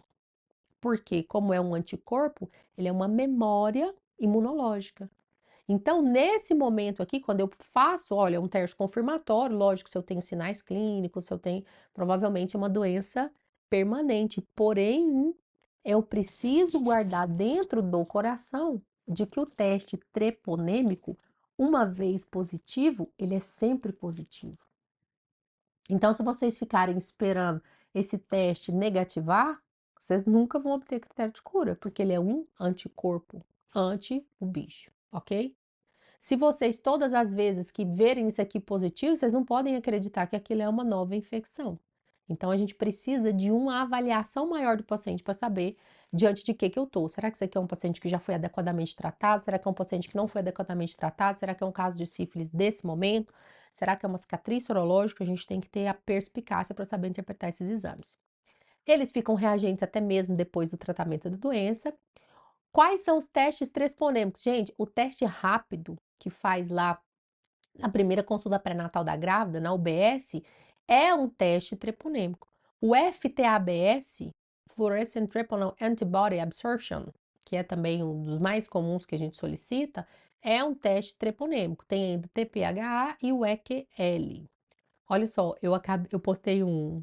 Hoje é feriado de 1º de maio. E aí eu tô gravando isso no feriadão, postei um story reclamando que essa aula era enorme, porque eu tive que ler, as mudanças elas foram pequenas, mas eu tive que ler o protocolo inteiro de novo, né, pra saber o que tinha mudado ou não. Aí a minha amiga formou comigo, a infectologista maratopíssima, escreveu assim, kkk, esse PCDT é gigante. Eu falei, lembrei demais de você ontem, estudando teste treponêmico e não treponêmico, porque vira e mexe, quando eu passava uma prova, eu ligava pra ela, né, gente, lógico. Aí ela, ensina esses meninos, pelo amor de Deus. Não aguento mais pegar tratamento errado de sífilis no consultório. Aí eu falei para ela, mas na dúvida, gente, faz 3 doses, ué. Eu não vou ensinar isso, porém praticaria, né? Verdade. Na dúvida, faz 3 doses. Não vou ensinar isso! Aí ela falou, kkk, sim, mas não é sempre que tem dúvida, né? Mas falo também, mas falo porque também não sabe interpretar o exame. Paciente com tratamento prévio, fez um teste rápido ou sorologia e ganha uma bezetacil toda vez. Olha só o que ela está falando. Faz um teste treponêmico, uma vez positivo, ele é sempre positivo. Vai ficar bezetando a pessoa até quando? Ou então VDRL de 1 para 4 e já ganha bezetacil. Aqui a Carol tá falando de quê? Provavelmente uma cicatriz sorológica. Coitado dos pobres. Até hoje tem gente fazendo 2 doses para sífilis secundária. Isso aqui também foi uma modificação relativamente recente e que nós vamos ver no tratamento. Enfim, tratamento de sífilis é terra de ninguém. Olha o que a infectologista está falando de nós. Tratamento de sífilis é terra de ninguém. Nós não vamos deixar ela falar isso de nós, né? Não vamos. E ela fala mesmo. Então, gente, ó, no teste da mamãe, que é o super, hiper, mega comum aqui para nós, né? A gente faz o quê? Quais são os testes diretos? Ele faz primeiro um teste treponêmico. Então, aqui, ó, sífilis antitreponema pallidum, não reagente. Ele fez um teste treponêmico, deu não reagente. Qual que é o próximo passo? Pô, é nenhum. Porque se esse teste de anticorpo mostrou que ela nunca teve contato, é negativo e tchau. Eu não tinha um print de um APAI onde esse teste viesse positivo, Mas eu já adianto para vocês, aqui no primeiro teste da mamãe, quando ele vem positivo, o teste treponêmico vem positivo, ou eu estou diante de uma paciente que já teve contato, ou eu estou diante de um caso de sífilis nesse momento. O que que ele faz? Ele repete o teste treponêmico em uma outra metodologia, e aqui eles já fazem com FTABS, e repete um teste não treponêmico. E aí depois vem uma segunda cartinha, um segundo APAI para vocês. Essa ação é exatamente a conduta sugerida pelo PCDT agora de 2022. Então, quais são os resultados de testes possíveis? Qual é a ordem que eu deveria solicitá-los, né? Então, a primeira coisa, no pré-natal, e não também no pré-natal. Você chega lá e fala, eu quero fazer exame para IST. Beleza, mesmo você não estando grávida, quais os exames que eu vou pedir para você? Vamos sempre começar com um teste treponêmico, se possível. Por quê? Porque ele fica positivo mais rápido. Ele positiva antes do teste não treponêmico. A gente tem um gráfico para ver isso também. Essa aqui era o fundinho da tabela. Mas eu coloquei ele no primeiro slide porque realmente, geralmente, esse é o resultado mais comum. É mais comum da positivo ou negativo? É mais comum da negativo. Igual a gente viu aqui, ó. Fiz It's um 11 teste. hours. 11 hours. Fiz um teste treponêmico e ele deu negativo, certo?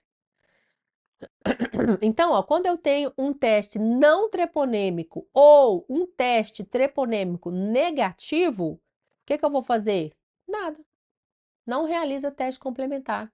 Se o primeiro teste for não reagente e se não tiver nenhuma suspeita clínica para sífilis primária. Porque talvez você tenha uma suspeita, você viu uma lesão, fala, acho que pode ser. Ela é muito precoce e ainda não deu tempo de positivar o exame. Agora, se for por rotina, rastreamento, início de pré-natal, ou você só quer saber se aquele seu ex-namorado safado não te passou alguma coisa, faz o primeiro teste. Deu negativo? Beijo, tchau. Certo?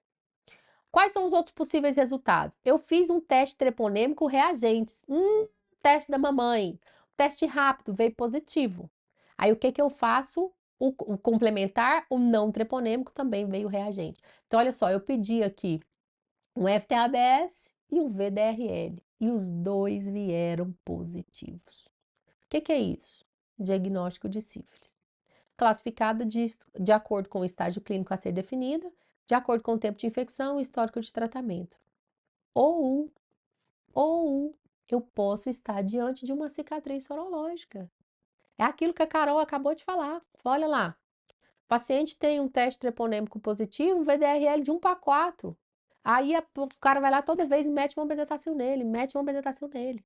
Então, o resultado dos exames por si só, sem a avaliação do paciente, do histórico de tratamento do doente, ele não é capaz de me dar o diagnóstico correto. Geralmente, eu vou ter testes não treponêmicos, tipo VDRL, em títulos baixos, em caso de cicatrizes sorológicas ou de infecções latentes ou tardias. Isso também pode acontecer. Gente, você tem um VDR positivo 1 para 64, isso aí você não pensa numa cicatriz nesse título, né? Mas se ele é um título baixo, pode ser uma cicatriz sorológica. Não existe cicatriz sorológica sem história de tratamento prévio. Então, se você chega lá para mim, eu vim fazer uns exames para sífilis. Aí, o exame de ST, eu penso, você tem um teste treponêmico positivo, ou seja, você tem um anticorpo. Em algum momento você já teve contato com isso aqui, você tem um anticorpo contra o bicho. E você tem um VDRL baixo, 1 para 8, 1 para 4. Eu falo, fulana, você já teve sífilis? Já tomou bezetacil? Não, nunca na vida. Gente, se ela tem o bicho e ela nunca fez tratamento, tem como ser uma cicatriz sorológica? Claro que não. Agora, muitas vezes a paciente já chega te contando, ela fala assim, olha, eu tive diagnóstico de sífilis, eu tratei direitinho, direitinho, beleza, tá aqui. Aí ela vem lá, um teste treponêmico positivo, porque ele sempre vai ser, ele é um anticorpo, ele é a memória imunológica. E um teste não treponêmico em baixos títulos. Como é que eu vou saber se aquilo é uma infecção? Por exemplo, ela pode pegar de novo, mas se ela pegar de novo, o teste não treponêmico ele vai aumentando o título dela.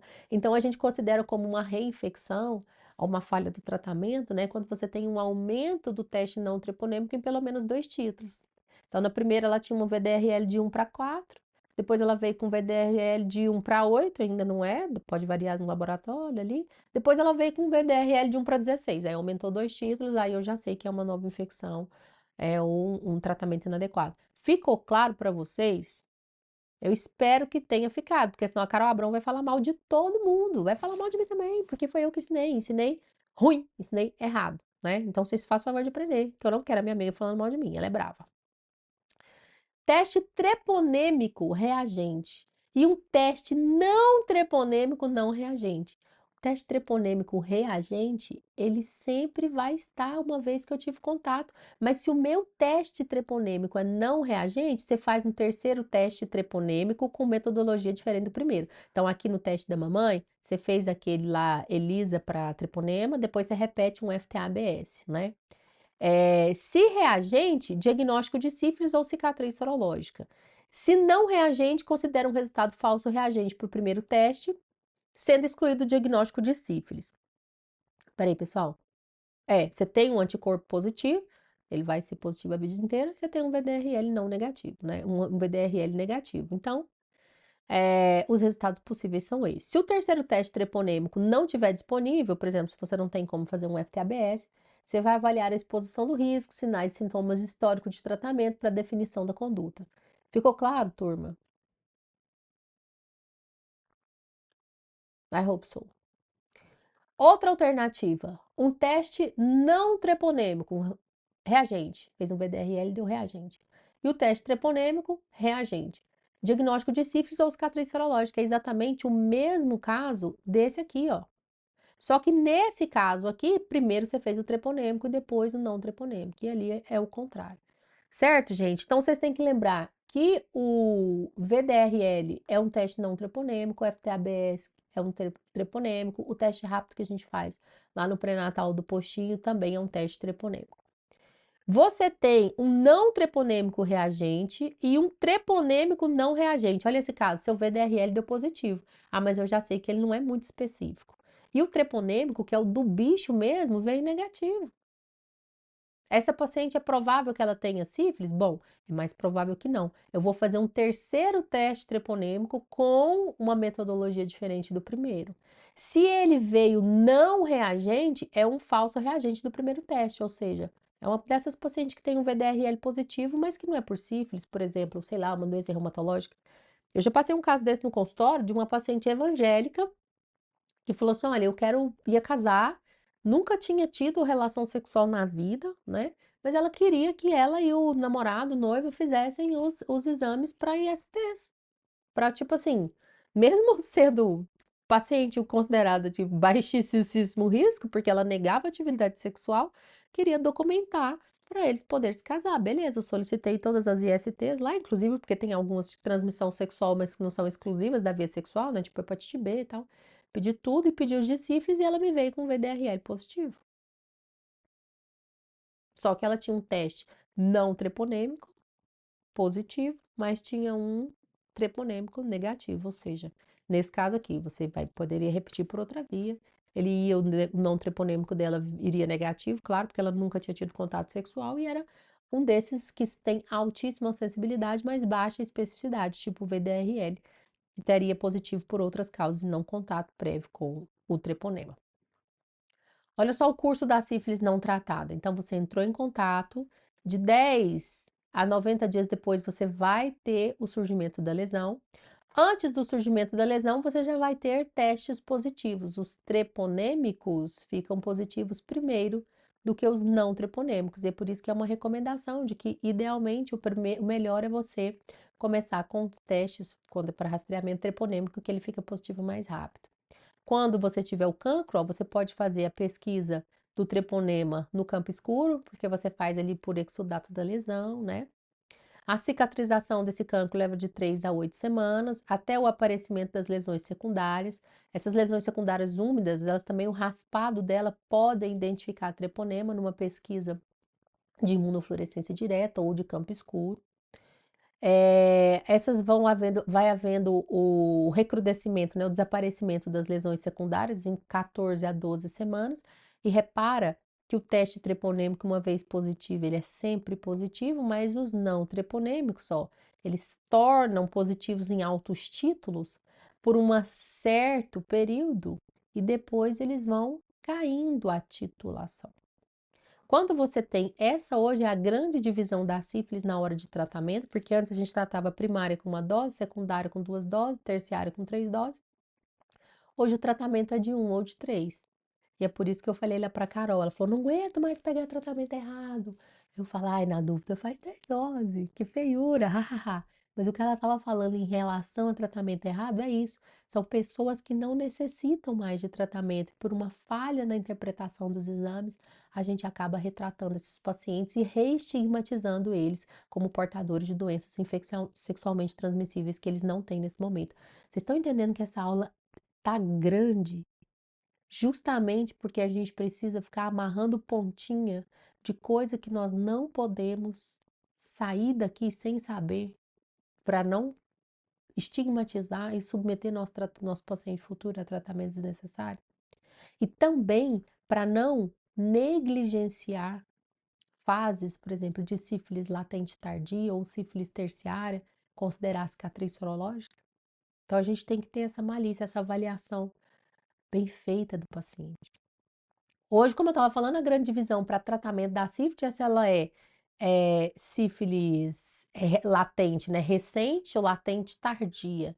Se ela tem esses sinais de sífilis primária ou secundária ou uma evolução de menor que 1 ano, ela é considerada recente. Ou se ela não tem, ela é assintomática, né?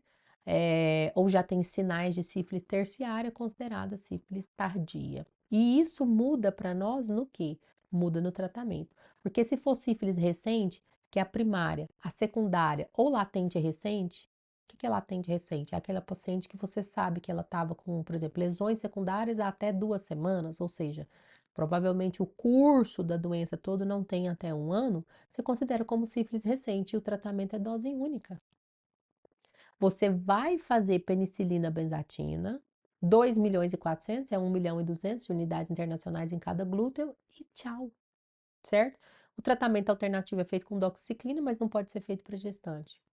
O segmento do teste não treponêmico, você vai ficar fazendo o VDRL para ver se ele cai, é trimestral em não gestante. Se for no pré-natal é mensal, hein?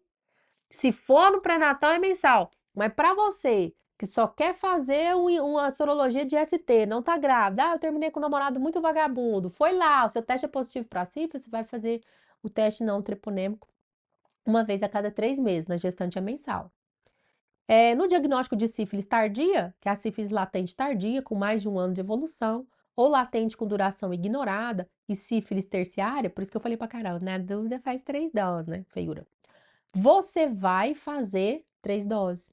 Olha só, não existe mais o esquema de 2 doses. E é por isso que a Carol falou, até hoje o povo trata sífilis secundária com 2 doses, né? Não precisa. Porque se é sífilis recente, você vai tratar com dose única. Se é sífilis tardia, você vai tratar com 3 doses. Também lembrando que as 3 doses, você faz uma dose de 2.400.000, é 1 milhão em cada nádega hoje. Outra dose, 2.400.000 daqui 7 dias. Outra dose de 2.400.000 daí 7 dias depois da segunda, né? Em um intervalo de 21 dias você toma as 3 doses. E neurosífilis, o tratamento também é com penicilina, mas em uma dose diferente, a alternativa é com ceftriaxona e o segmento é com punção de líquor, ok? Turma, tem que sair daqui sabendo tudo de sífilis, tudo de resultados de sífilis, sabendo interpretar, beleza? Ai, gente, é muito ruim dar aula para ninguém. Ó, mudamos de assunto. Agora nós vamos falar do cancroide, né? Ou cancro mole, que é essa lesão causada pelo hemófilos do Crei. O cancroide é uma afecção de transmissão exclusivamente sexual provocada pelo hemófilos do Crei, mais frequente nas regiões tropicais. Caracteriza-se por lesões múltiplas, podendo, no entanto, haver uma única lesão e habitualmente dolorosa. Então, lembra que eu falei das 5 agente etiológico que faz úlcera, só 2 faz úlcera dolorosa, que é o hemófilos e o herpes. Então, os principais diagnósticos diferencial aqui, clinicamente, né, fica entre cancroide e herpes, porque geralmente a sífilis não dói nada. Denomina-se também, e a sífilis é única, né? Denomina-se também cancro mole, cancro venéreo ou cancro de Ducrey. O período de incubação é geralmente de 3 a 5 dias, é rápido, né? Da sífilis era de 10 a 90. Podendo se estender por até 2 semanas. O risco de infecção em uma relação sexual é de cerca de 80%.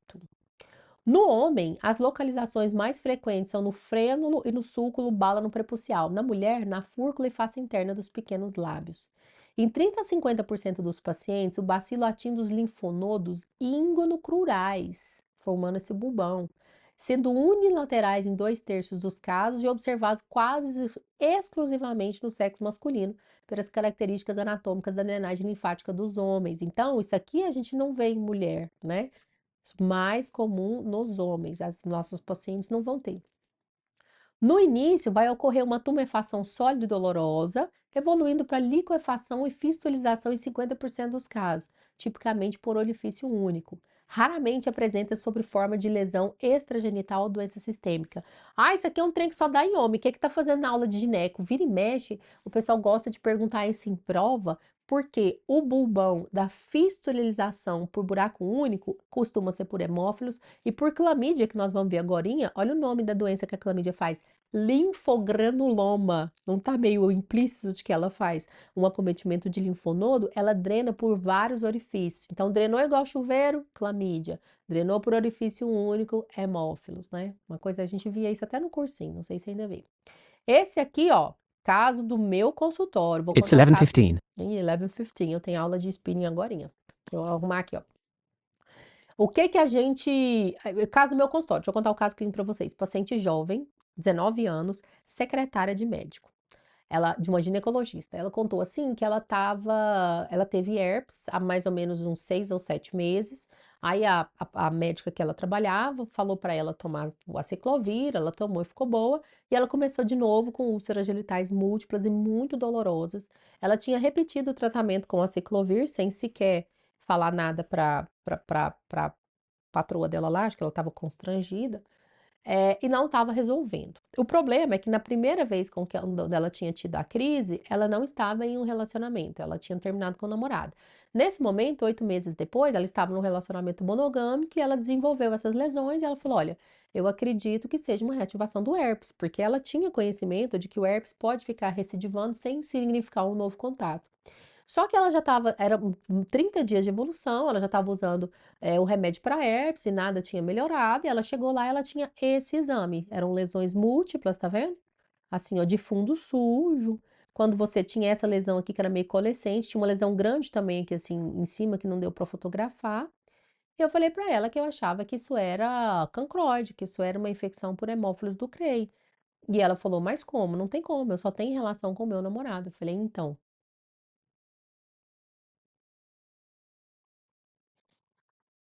Então. Essa paciente ficou bem reticente em relação ao diagnóstico, mas olha só, isso aqui, ó, é quando ela voltou 7 dias depois do tratamento. Ela estava com essa evolução ruim há 30 dias. Depois do tratamento, que nós vamos ver que é feito com azitromicina, 1 grama, dose única, em uma semana ela já tinha a cicatrização quase completa das lesões, né? Esse caso aqui, paciente de 21 anos, contato sexual desprotegido, desenvolveu essas 3 lesões pequenas, né? Não coalescentes, uma aqui do lado da outra. Tinha esse fundo sujo. Esse aqui é um pouco mais difícil de dar o diagnóstico, porque o principal diagnóstico diferencial do cancroide é herpes, né? Porque fazem lesões dolorosas.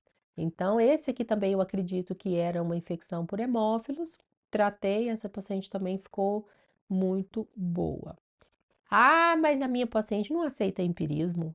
A gente tem que combater o empirismo mesmo. Eu acho que é, e vou lá e trato. Tem exame para eu saber, por exemplo, nesse caso aqui, ó, se é herpes ou se é um cancro mole. Vamos supor que fosse uma suspeita de traição. Faz toda a diferença, porque herpes pode ser uma reativação. Às vezes você pegou esse aqui do namorado que você tinha lá no ensino médio e agora ele só reativou, pô, é herpes. Às vezes, se você só tem relação com uma pessoa, se eu falar para você que isso aqui é cancro mole, é um sinal de que a outra pessoa te passou uma IST.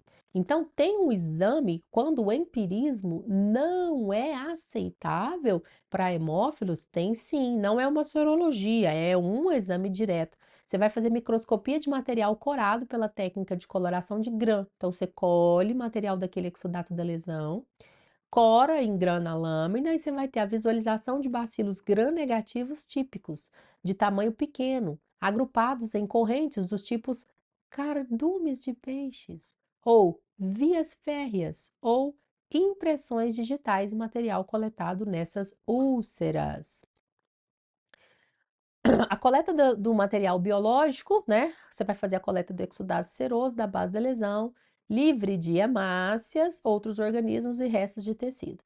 O resultado positivo vai ter a presença dos achados morfológicos típicos de hemófilos na amostra biológica, e o resultado negativo vai ter a ausência. O resultado negativo não exclui a possibilidade de presença do patógeno, pois nem sempre é possível visualizar as morfologias típicas. Uma coisa que ajuda muito a dar resultado falso negativo é sabão, banho, tá? Então, às vezes, a paciente se higieniza muito antes de ir na consulta ginecológica. Se você colher naquele momento, não dá muito bom, não. Se você fizer questão, tem que avisar para ela voltar um pouco depois mais sujinha. O tratamento, como eu já adiantei para vocês, gente, é azitromicina, 500 miligramas, 2 comprimidos em dose única. Então, por isso, muitas vezes, o empirismo, ele é uma via, porque se na dúvida você faz um tratamento com um antibiótico que custa R$ 7 e tem um resultado excelente. Mas é aquilo, existe caso eu precise de uma confirmação diagnóstica, principalmente porque é uma doença estigmatizante, você pode fazer a pesquisa do material, você não tem sorologia para hemófilos, essas coisas, ok? Os kits Covid da vida aí, né, que não tinha zero comprovação científica contra o Covid, pelo menos deve dar uma baixada aí na população de clamídia e hemófilos, né? Porque todo mundo tomou azitromicina no Covid e acabou que deve ter tratado umas cervicites assintomáticas aí, né? Ou umas úlceras genitais. Outro caso de úlceras genitais, agora nós vamos falar as causadas pelo herpes. O herpes vírus tipo 1 e 2 pertencem à família Herpes viridae, da qual fazem parte o citomegalovírus, o vírus da varicela, o Epstein-Barr e o vírus do herpes humano. Embora os subtipos herpes vírus 1 e 2 possam provocar lesões em qualquer parte do corpo, tem um predomínio do tipo 2 na lesão genital e do tipo 1 nas lesões periorais. Mas como é por contato direto, né, por exemplo, um sexo oral pode fazer lesão genital do tipo 1, ou vice-versa. As manifestações da infecção pelo herpes podem ser divididas em prima infecção herpética ou surtos recidivantes. E é isso aí que a gente estava falando, né? Às vezes você teve contato pela primeira vez, é prima infecção, você vai fazer o IgM, IgG, o IgM vai dar positivo, IgG não. Só que às vezes você não tem especificidade entre o tipo 1 e o tipo 2, então você teve herpes na boca e vai fazer positivo como se fosse lesão genital, enfim. Sorologia para herpes é uma coisa que você perde pouco. A prima infecção herpética tem um período de incubação médio de 6 dias. Então, também é um IST que é fácil saber de quem pegou. Porque dificilmente você tem muitos parceiros sexuais num período tão curto, né? Nesse caso. Em geral, é uma manifestação mais severa, caracterizada pelo surgimento de lesões eritemopulosas de 1 a 3 milímetros de diâmetro, que rapidamente evoluem para vesículas sobre base eritematosa, muito dolorosas e de localização variável na região genital. Essa é a típica. Primeiro forma uma bolinha, depois ela rompe e vira úlcera rasa, pode ser coalescente. Aqui também eu tenho várias imagens do meu arquivo pessoal, acho chiquérrimo o autor colocar arquivo pessoal. Olha só, essa foto foi a paciente que tirou, por isso que as lesões estão em lado diferente, porque essa aqui eu tirei no consultório, essa aqui foi uma selfie que ela mandou, né? Mas é a mesma lesão daqui, ó. Essa é essa. Ela falou: olha, começou com uma coceirinha, era tipo uma bolinha, né? E aí quando chega lá é assim. Aí ela estava extremamente dolorosa, uma úlcera rasa. Você tá vendo que às vezes ela fica com o fundo um pouco mais contaminado e torna o diagnóstico diferencial difícil com o cancro mole, né? Até porque as duas são úlceras dolorosas. Essa paciente aqui parece que leu o livro. Então, primeiro ela fez a bolinha, depois ela fez as úlceras rasas, né? Essa aqui, ó, você tem úlceras em estágios as lesões em estágio diferente, parece que ela já tá secando. Aqui é bolinha, tá perto, aqui uma rompida, né? Também são lesões de herpes. Aqui também já em estado de cicatrização, ó, tá vendo? Uma úlcera rasa que tava fechando, aqui também, aqui também, aqui também. Herpes geralmente tem uma evolução espontânea, sabe? Ela vai embora sozinha. com ou sem um apesar de tratamento, coisa que não acontece com hemófilos. Então, quando aquela paciente que eu mostrei lá pra vocês, que era secretária da médica, chegou lá que tem 30 dias e a lesão não melhora, gente, não é herpes. A herpes ela pode ser recidivante, ela sara e volta, sara e volta, sara e volta. Mas ela tem ó, um curso natural, né? De acordo com o PCDT de 2022, que é esse que eu li de novo para fazer aula para vocês, para os demais patógenos, herpes tipo 1, herpes tipo 2, clamídia, Klebsiella, ou seja, para herpes, para donovanose, para linfogranuloma venéreo, o diagnóstico se dará pela exclusão dos casos de sífilis e cancroide, associado ao histórico da exposição de risco, sinal e sintoma clínico. O que eu estou falando para vocês? Estou falando que aqui não faz exame, tá? O diagnóstico é clínico e exclui as outras causas em que eu tenho um laboratório um pouco mais fiel. Como é que eu trato? Primeiro episódio da vida, aciclovir 200 miligramas, dois comprimidos, via oral 3 vezes ao dia, 7 a 10 dias. Então, você toma 400 miligramas, né? De 8 em 8 horas. Ou aciclovir 200 miligramas, um comprimido 5 vezes ao dia, pulando a dose da madrugada. Então, ou você toma 400, 7 da manhã, 3 da tarde, 11 da noite, 7 a 10 dias, ou você toma esse aqui de 4 em 4 horas, pulando a dose da madrugada. Tipo, 6 da manhã, 10, 2, 2 da tarde, 6 da tarde, 10 da noite, pula da madrugada e começa de novo. 6 da manhã, tal, tal, tal. Essa primeira posologia, ela é mais cômoda, né? 3 vezes ao dia de 8 em 8 horas. Em caso de recidiva, aciclovir de 200 miligramas, dois comprimidos, via oral 3 vezes ao dia por mais 5 dias. Ou, ao mesmo outro esquema de 5 tomadas, né, de 4 em 4 horas, pulando a dose da madrugada, também por 5 dias. Então, na prima infecção, você trata por mais tempo e depois por tempos menores. Supressão de herpes genital, o que é isso? É aquela paciente que fica tendo demais. Ela fala, eu não aguento, eu preciso, volto, trato, volto, trato, volto, trato, volto. Você vai fazer aciclovir de 200, dois comprimidos via oral, 2 vezes ao dia por até 6 meses, podendo o tratamento ser prolongado por até 2 anos. E herpes genital em imunossuprimidos, você vai fazer também com aciclovir, mas a dose é maior. Tratar o primeiro episódio em qualquer trimestre da gestação, conforme o tratamento para o primeiro episódio, ou seja, a gestante pode tomar ciclovir. Se a prima infecção ocorreu na gestação, se as recidivas forem frequentes no período gestacional, pode realizar a terapia supressiva a partir de 37ª semana com aciclovir 400 miligramas 3 vezes ao dia. É importante que essa gestante não tenha lesão ativa no momento do parto, né, pelo risco de contaminação por contato direto. Tá acabando já. Agora nós vamos falar das úlceras genitais, só tá faltando duas, né? As duas que estão faltando, que é a da clamídia e a da donovanose, são indolores. Então, o linfogranuloma venéreo, olha o nome, linfogranuloma, ele é um acometimento linfonodal. É causado pela clamídia sorotipo L1, L2, L3. A manifestação clínica mais comum do linfogranuloma é a linfadenopatia inguinal. Ela tá aqui nas úlceras só porque eu precisava categorizar ela no lugar, porque a úlcera que ela faz é muito pequena, é indolor. Na maioria das vezes, ela é imperceptível para o paciente, logo para o médico, porque se a paciente não percebe, se o paciente não percebe, dificilmente eu te procuro por causa disso. Mas aí quando você chega, vê lá que ele tem esse bulbão, né? Ela tem esse bulbão, esse acometimento linfonodal, tem que pensar em clamídia. A evolução da infecção ocorre em 3 fases: a inoculação, a disseminação linfática regional e as sequelas. Na fase da inoculação, inicia-se por uma pápula, pústula ou a exulceração indolor, uma úlcera, que desaparece sem deixar sequela. Muitas vezes não é notada pela paciente nem pelo profissional de saúde. Localiza-se no homem no sulco coronal, frênule e prepúcio, na mulher na parede vaginal posterior, colo do útero, fúrcula e outras partes da genitália externa. A fase de disseminação linfática regional no homem, a linfadenopatia inguinal desenvolve-se entre 1 a 6 semanas depois da lesão inicial, sendo geralmente unilateral em 70% dos casos e constituindo o principal motivo da consulta. Então, é um bulbão. Na mulher, a localização da adenopatia depende do local da lesão da inoculação. A fase das sequelas.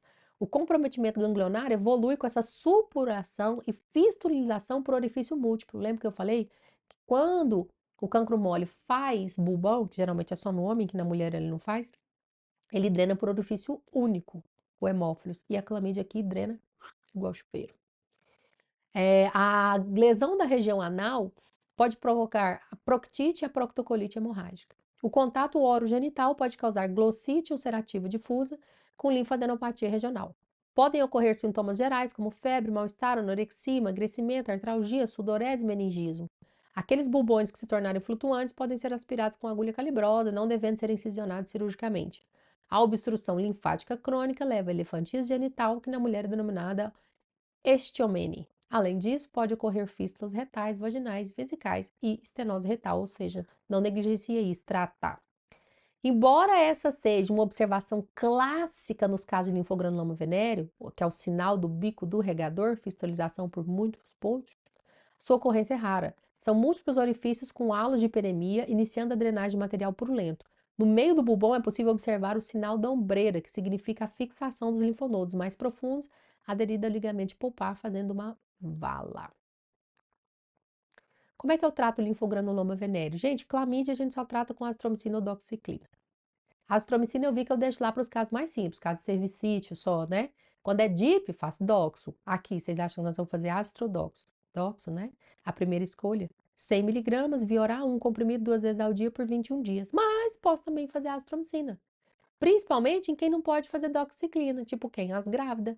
Azitromicina de 500, 2 comprimidos, então é 1 grama, né? Via oral, 1 vez por semana, por 21 dias. Ok? Por fim, da úlcera, a donovanose, que é a doença causada pela Klebsiella, é uma IST crônica progressiva causada pela bactéria Klebsiella granulomatis. Acomete preferencialmente pele e mucosa de região genital, perianal e inguinal. É pouco frequente, ocorrendo na maioria das vezes em clima subtropical e tropical. O quadro inicia-se com uma ulceração de borda plana It's ou 11:30. hipertrófica, igual a gente está vendo aqui, bem delimitada, com fundo granuloso, de aspecto vermelho vivo e de sangramento fácil. A ulceração evolui lenta e progressivamente, podendo tornar-se vegetante ou úlcero vegetante. As lesões costumam ser múltiplas, sendo frequentemente a configuração em espelho nas bordas cutâneas ou mucosas. Então, essa aqui eu concordo, falar, não, faz diagnóstico diferencial com as outras mesmo, né? Agora eu vou mostrar algumas fotos ali que são características da donovanose, porque ela tem predileção pelas regiões de dobras e região perianal. Não ocorre adenite, então você não vai ter formação de bulbão, embora raramente possa se formar pseudobulbões, que são essas granulações subcutâneas na região inguinal, quase sempre unilateral. Na mulher, a forma elefantíase, que é uma sequela tardia, sendo observado quando há predomínio de fenômenos obstrutivos linfáticos. A localização extragenital é rara e quase sempre ocorre a partir de lesões genitais ou perigenitais primárias. O diagnóstico diferencial inclui sífilis, naquela lesão primeira ali, ficou fácil de entender por quê, né? Cancroide, tuberculose cutânea, amebíase cutânea, neoplasia ulcerada, leishmaniose tegumentar americana e outras doenças ulcerativas e granulomatosas. Olha essa. A forma ulcerosa, né, da donovanose. São de maior dimensão, apresentam abundante secreção e crescem por expansão através de autoinoculação, notadamente quando localizadas nessas regiões de dobra cutânea. Aqui é uma forma úlcero-vegetante, tem um abundante tecido de granulação no fundo, qual ultrapassa o contorno da lesão e sangra com facilidade. Essa parece ser a forma clínica mais frequentemente encontrada, apesar de não tão frequente assim. E me perdi aqui no tratamento, pulei o tratamento de donovanose, gente, mas ele também é com doxiciclina. Por fim, diagnóstico diferencial. Eu só vou falar de um. Existem milhões de diagnósticos diferenciais para úlceras genitais. Doença de BC faz, algumas outras doenças autoimunes, algumas neoplasias, mas essa aqui, como ela tem uma história clínica muito característica, é importante que a gente saiba fazer o diagnóstico, porque vira e mexe chega no consultório, que é a úlcera de Lipschutz. A úlcera de Lipschutz, ou Ulcus vulva actum, é uma entidade rara, peronomútil, mas provavelmente subdiagnosticada, que se apresenta como úlcera vulvar aguda dolorosa em mulher jovem, não raramente virgem. Então, isso aqui é importante porque às vezes se eu tô falando aqui, ST que cursa com úlcera, cursa com úlcera, cursa com úlcera, você já vai pensando em infecção sexualmente transmissível. Você pega uma menina de 11, 12 anos que não tem início da vida sexual, você vai pensar o quê? Nossa, isso é um abuso, né? Também, ou tem esse caráter estigmatizante da IST. Então, tem essa aqui que a gente tem que lembrar de que ela não tem nada a ver com esses patógenos que a gente estudou. A sua etiologia é desconhecida, embora relatos recentes a tenham associado a sua prima infecção pelo Epstein-Barr. O diagnóstico é estabelecido após a exclusão de doenças sexualmente transmissíveis, causas autoimunes, traumáticas e outras etiologias de úlceras genitais, com resolução geralmente espontânea, em torno de 2 a 3 semanas, sem deixar sequelas e raramente a presença recidiva. Então, gente, eu tive um caso no consultório que, assim, ó, a paciente tinha tudo, tudo que eu li pra vocês, exceto ser virgem, porque ela era casada, mas ela era muito jovem, ela tinha 17, 18 anos. E ela chegou lá, e você pensa, casada, eu investigando IST, olha o problema, né, que eu gero entre o casal. E ela com muita, muita, muita dor. Essa é uma foto da internet. Essa é uma foto da minha paciente. Então veja como elas obedecem mais ou menos as mesmas características, né? Pé recoberto como uma espécie de membrana, como se fosse um fundo purulento, mas não é bem assim, é um tecido de granulação esquisito. E ela tinha a história clássica de ter tido uma dor de garganta. Ela, nossa, eu tinha uma dor de garganta, eu tomei muito antibiótico. Aí apareceu isso aqui, eu acho que pode ser alguma coisa por antibiótico. Então, conhecendo a história natural da doença, eu acho que ela teve uma amidalite viral, né? Alguma coisa, não usou antibiótico sem necessidade e fez uma úlcera de Lipschutz depois, que é a história clássica da doença, né? Por fim, graças a Deus, que eu sei que vocês também estão cansados, a gente tem as ISTs que cursam com verrugas genitais, que para nós a grande relevância é do HPV. Por mais que esse seja um assunto que eu ame, que eu deite e role, eu deito e rolo no exame, na aula de rastreamento de câncer de colo. Então, aqui eu vou falar muito pouco só sobre os condilomas. A estimativa de pessoas, pela extensão da aula, né? A estimativa de pessoas infectadas pelo HPV no Brasil, estima-se pelo o compêndio do Ministério da Saúde, que são cerca de 54% das mulheres e 51% dos homens, ou seja, é mais fácil, estatisticamente, você ter do que você não ter tido contato com HPV. Estima-se que ainda 10% da população brasileira vai desenvolver verruga genital durante a vida. Os subtipos mais comuns são os condilomas 6 e 11, os subtipos mais comuns que causam a condiloma. Vocês lembram lá que a vacina quadrivalente, que é o que a gente tem disponível no SUS, cobre contra o 16 e o 18, que são responsáveis por 70% de todos os casos do câncer de colo, e sobre o 6 e o 11, que são responsáveis por 90% de todos os condilomas. Então, quando você toma essa vacina, você tem aí uma redução drástica na probabilidade de fazer condiloma. Você não fica 100% imune, porque 10% das verrugas são causadas por outros subtipos. A transmissão sexual é a via mais comum, porém o período de incubação é extremamente variável. A média é de 2 a 8 meses após a primeira exposição, podendo chegar a 20 anos. Então, eu gosto de falar que o condiloma por HPV é um IST amiga do adultério, porque não dá para você bater o pé e falar que pegou, que foi seu marido que te passou, que você pegou daquele parceiro atual. A não ser que ele seja seu único parceiro sexual da vida. Porque às vezes você teve contato com um negócio com uma pessoa que você ficou há 12 anos e agora que você teve uma baixa de imunidade que ela faz uma manifestação, vocês entendem? A taxa de transmissibilidade em contato direto com as lesões é de cerca de 65%. E essa é uma das ISTs que tem a menor proteção quando a gente fala de preservativo. Porque ela é por contato e geralmente ela é aqui da região marginal, né? Então é essa, encostou, pegou. As características da bichinha. As lesões de infecção do HPV elas são polimórficas. Quando pontiagudas, denomina-se condiloma acuminado. Variam de vários milímetros, podendo atingir alguns centímetros. Costumam ser únicas ou múltiplas, achatadas ou papulosas, mas sempre papilomatosas. Por essa razão, a superfície apresenta-se fosca, aveludada ou semelhante a uma couve-flor. Apresentam-se da cor da pele, eritematosas, como vocês estão vendo aqui, né? Ou hiperpigmentadas. Em geral, são assintomáticas, mas podem apresentar prurido, ser dolorosa, friável ou sangrante. E as verrugas anogenitais resultam quase exclusivamente dos tipos não oncogênicos do HPV. Às vezes a paciente fala para ela, tem uma verruga por HPV. Ela, meu Deus, eu vi no Google, eu tenho câncer. E é importante você saber para poder falar para sua paciente que o vírus causador da verruga não é o mesmo causador do câncer do colo do útero, né? O diagnóstico das verrugas é tipicamente clínico. Em situações especiais, tem indicação de biópsia para estudo histopatológico, mas mais quando a gente está suspeitando de neoplasia, lesão atípica que não responde ao tratamento adequado que você vai instituir, lesão suspeita em pessoa com imunodeficiência. As mulheres com verrugas anogenitais requerem um exame ginecológico completo. incluindo o preventivo de câncer do colo do útero, e quando indicado pelas alterações citológicas, colposcopia acompanhado ou não de biópsia. Ah, mas você acabou de falar que o que dá verruga não é o que dá lesão. É, mas nada impede que você tenha os dois, né? Então, por isso que se você já mostra sinal de um IST, você tem que rastrear todas as outras. Paciente com lesão anal, idealmente deve realizar um exame proctológico com anoscopia e toque retal. Aqui a gente tem as indicações, o fluxograma, né, em casos de verruga, como é que eu vou tratar? Não sendo um caso especial, gestante, criança, imunossuprimida, verruga de grande volume, doença disseminada, a gente mesmo que vai tratar. Nesses casos, a gente referencia para um lugar especializado. Não sendo, você pode prescrever para essa paciente tratamento ambulatorial. Não, tratamento domiciliar, ela mesma que aplica, com imiquimod ou a podofilina.